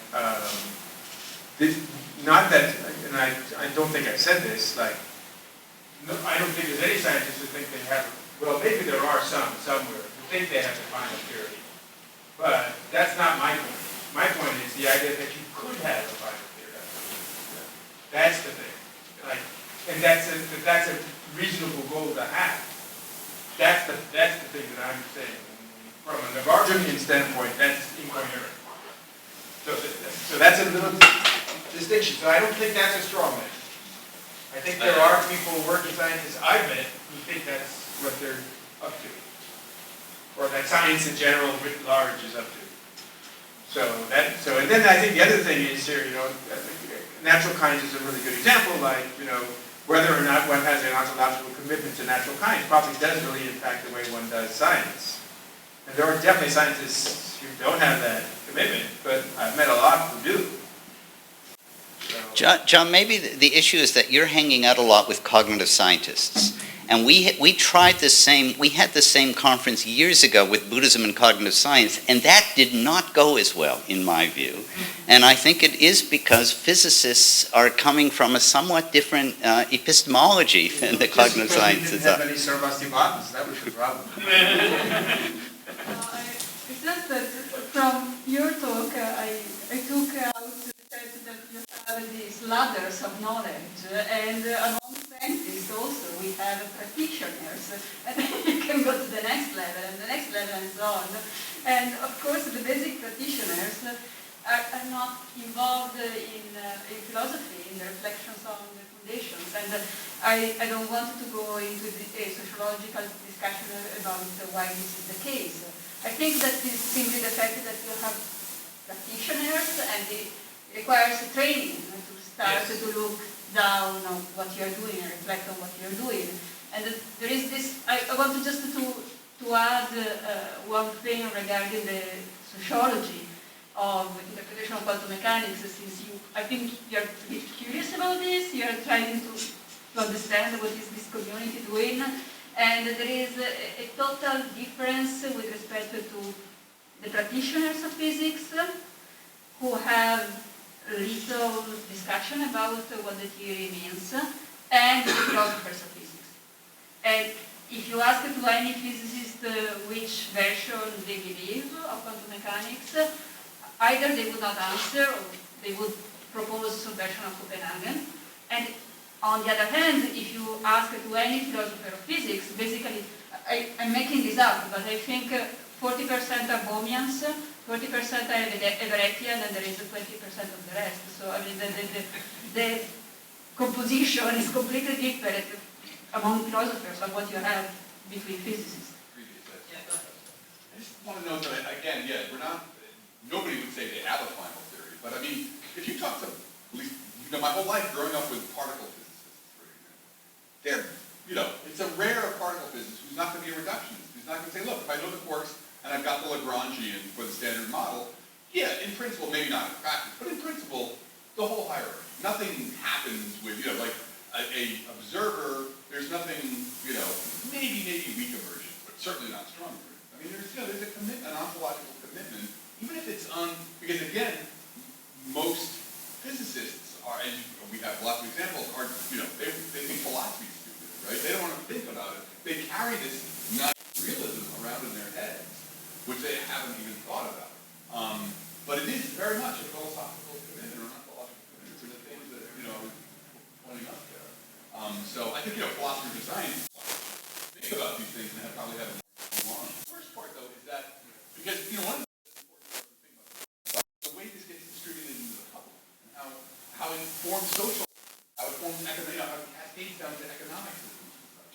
And there, I mean, most science writers, I don't do I need to name names, right? People who are adamantly that science has the possibility of explaining everything. So, it's rare you find the nuance about models, and it's usually this very triumphalist view of science, starting with quarks and working its way all up. We're going to be able to do this, and the brain will be, we will show that the brain is nothing but, neural computing. So I do feel it's really, pretty rampant.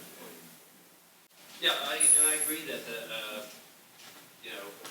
certain economic models have been imposed on countries and misapplied. Yeah. And it's caused a lot of harm. Yeah. We talked about this in the blind spot. The way this blind spot can kind of cascade it down into economic theory and ideas of rational actors or little atoms bouncing into each other. That has consequences. Okay, this is going to be on a little bit of a different topic. So I'm going to just talk a little bit about how, as a metaphysician, it struck me that there were some, what I would characterize as problematic presuppositions and certain foundational notions that were operative in both some of the views that were being put forth as either, in the Buddhist tradition or broadly speaking in the physics, philosophy of physics traditions and so on. So one of these, I think, pertains to a supposition that if an entity or relation is other going on, then we have no way of making sense of that going on. Intrinsic nature. Okay, that's one of the suppositions. Or in the application of a natural kind term, for example, that also somehow going to be problematic for there being entities of this sort that have these indeterminate boundaries or for there being natural kinds. So I think both of those presuppositions push towards the kind of anti-realism that you see both in Buddhism and in some of the interpretations of the signs that we're seeing. And I think as a metaphysician, I just want to register that there's options for understanding both of those phenomena in ways that are compatible with as robust a metaphysical realism as you might like. So for example, the case of intrinsic nature. There can be entities that have completely relational natures, but nonetheless, it's not that we can't make sense of those entities unless they're actually standing in the relations. This is kind of the problematic presupposition there. There's no there unless there's actually interaction going on, something like that.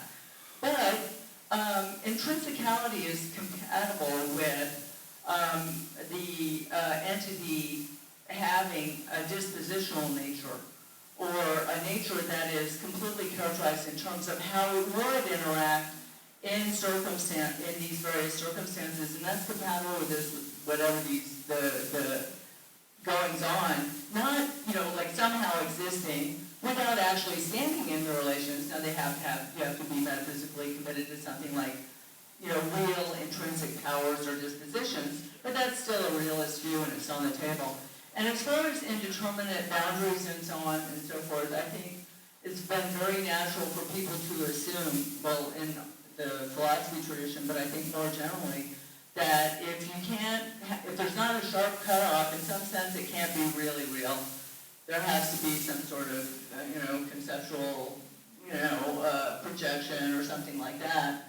But I was trying to make a case anyway that you can understand indeterminacy in probably realist terms. This is something that's relatively new in the last 20 years or so, where there's a couple of accounts of properly metaphysical indeterminacy that might, be able to make sense of natural kinds having indeterminate boundaries, objects or whatever having indeterminate boundaries. So I just wanted to throw that out there as something that it might be worth thinking about in the course of arguing for a kind of relational relationalist view, which presupposes that there's nothing non-relational, just to observe that there are, or nothing indeterminate, that there are currently metaphysical tools for trying to understand those in realist terms. Taken out of this conference, it's really the opening of a new world for me, and I'm infinitely grateful for that. I mean, there's so much I didn't know at all about it when I studied this.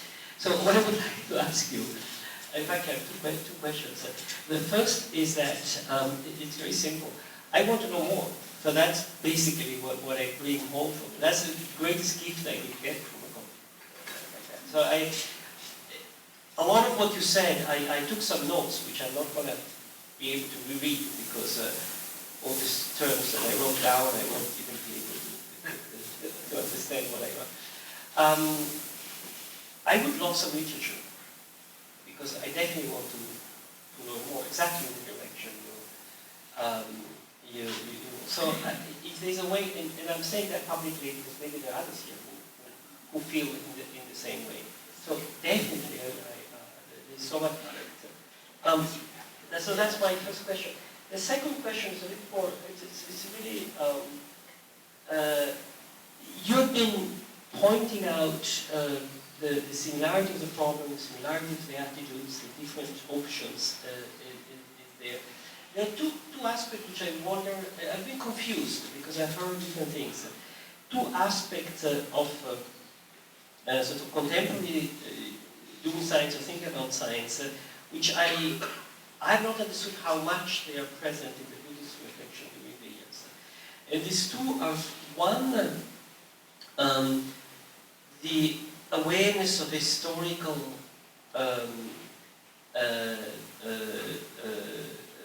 process that knowledge itself is, which is part of contemporary, even everybody's teaching whether you think in terms of Kuhn or in terms of Engels, somehow today often science is presented as a process, an ongoing process of knowledge.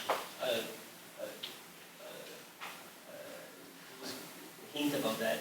So there's obvious an evolution, because that's the way but is there an awareness that somehow knowledge grows, and there is a sense of cumulative or not cumulative, or, because on the one hand, it's sort of learning to correct mistakes, we seem to be indicating that. But that's a personal path, it doesn't seem to be a social path. So that's one question.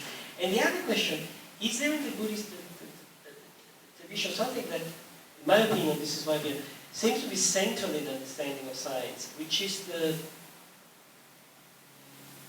it's a little bit definitive, and I'm not sure where to put it, which is giving up the idea that what we're interested about is certainty, and instead,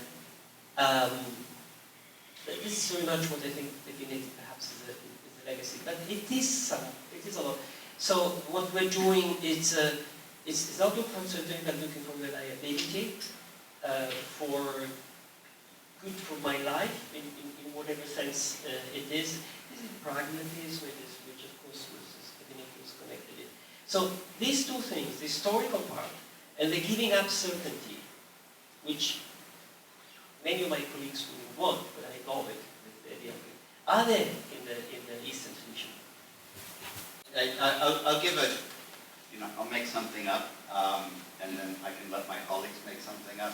I do think you may be onto something in that, for the most part, there is this kind of, from an Asian point of view, it looks like a kind of Western triumphalism where we're always moving forward. And there is, if you take a historical approach, if you look at both India and China, the tendency is to more look at one's education and one's growth as coming to embody the truths that the ancients had. So you might look at that as a deficiency, that they will have a harder time accommodating real progress. On the other hand, I have to admit that Asian attitude has infected my own thinking, and my tendency, and I don't know that I could defend this, certainly not on the spot, is to think that it is hubris in a way. And the more you know about the ancients, the more you realize that they were digging around the same hole long before we were.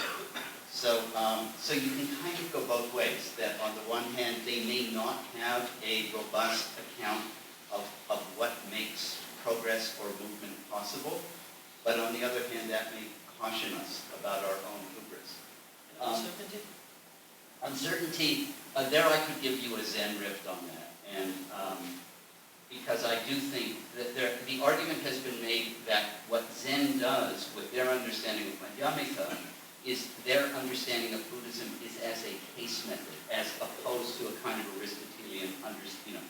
It's not about learning a bunch of things about the world, because there are no things about the world to learn. What you have to do is, in any particular case, figure out what to do, how to move forward. And they liken that to case law. That a koan or a guman comes from the notion of a legal case. What makes a legal case precedent setting is not that it is true. It's that your predecessors decided we're going to pick this as a precedent, which means it's always up for grabs. Right? You can establish new precedents. So the case could be made that Zen really explores that way, but I'll leave it up to the others. Said that, but only a little piece, because there's too much there to talk to all at once. But the piece is the question about knowledge and certainty. And there's a really interesting debate in epistemology that really gets going in Tibet in a really dramatic way about whether it's possible to have knowledge in the context of massive delusion. And that raises the question, just what do we mean by knowledge?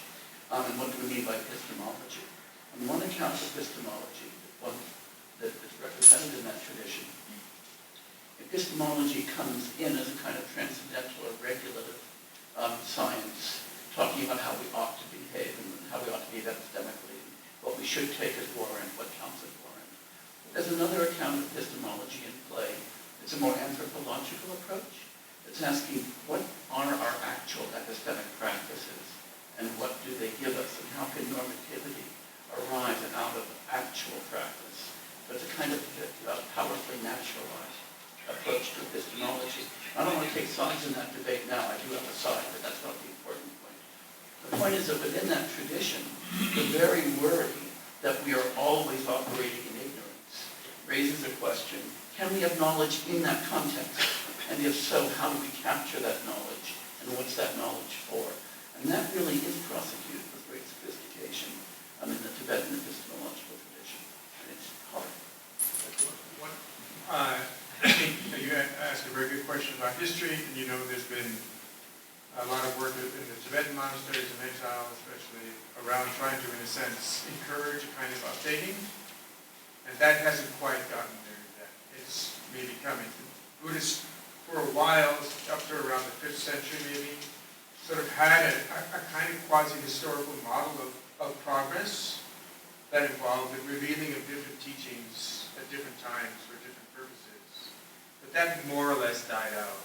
And so we're kind of updating in a way, pretty much stopped for most Buddhist traditions. There were some that happened through various techniques like in Tibet, the Tanamont, the treasure text, but basically, you know, they sort of history stopped at a certain point. In terms of, and I think that's an issue actually for the contemporary community, especially, you know, with aspirations to do some kind of empirical research actually.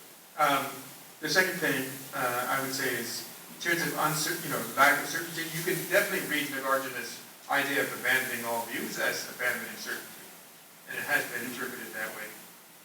And you know, part of this then leads also to non-dual styles of practice, like Chan and Zen, and like Mahamudra and Dzogchen in Tibet, where in a sense you can say the goal in a way is to let go of the need to know. The goal is, you know, that what we think of as knowing is actually always going to be dysfunctional, always within massive delusion. So there's another kind of knowing, perhaps, but it doesn't involve certainty in the same way. So it's a you know, a little more nuanced than that, but maybe that gives you some idea. I'll just say one thing. There is this concept, this concept of that characterizes these traditions. We've been talking about the achintya dharma kshanti, the tolerance, the toleration, the ability to tolerate the inconceivability of the stuff of the universe. I just wondered, particularly from the participants who haven't spoken, Chris, Evan, any final comments? Everybody happy and hungry? Just a final comment on Francesca and Adam on the Whitehead and process. Adam kind of alluded to Whitehead, but then said, you know, don't really like his metaphysics and so on. Well, I didn't say that. I said I'm not sure how far the metaphysics I want to dive into. I haven't really delved into it either. Get that. But I thought the resonances of that, of Whitehead's metaphysics, was actually more in Francesca with your processes. His process philosophy kind of gone out of fashion. I mean, he was taken seriously at a particular time, despite what Russell sort of said about him and so on that. But he did influence quite a number of physicists at his time as well. And his, you know, with the kind of process and Buddhism brought out a little bit in Hudson and nebulance and so forth. So there is a discussion and a dialogue that's already established with process philosophy. Some people call it process theology and Buddhism. I wonder we might visit that at some point. Thank you all. Particular thanks to the participants, many of whom have come from very far away, to Sanjot and Mandy and Sky for all the work they've done to make this happen, for the audience for hanging in there for 3 days. Thanks very much.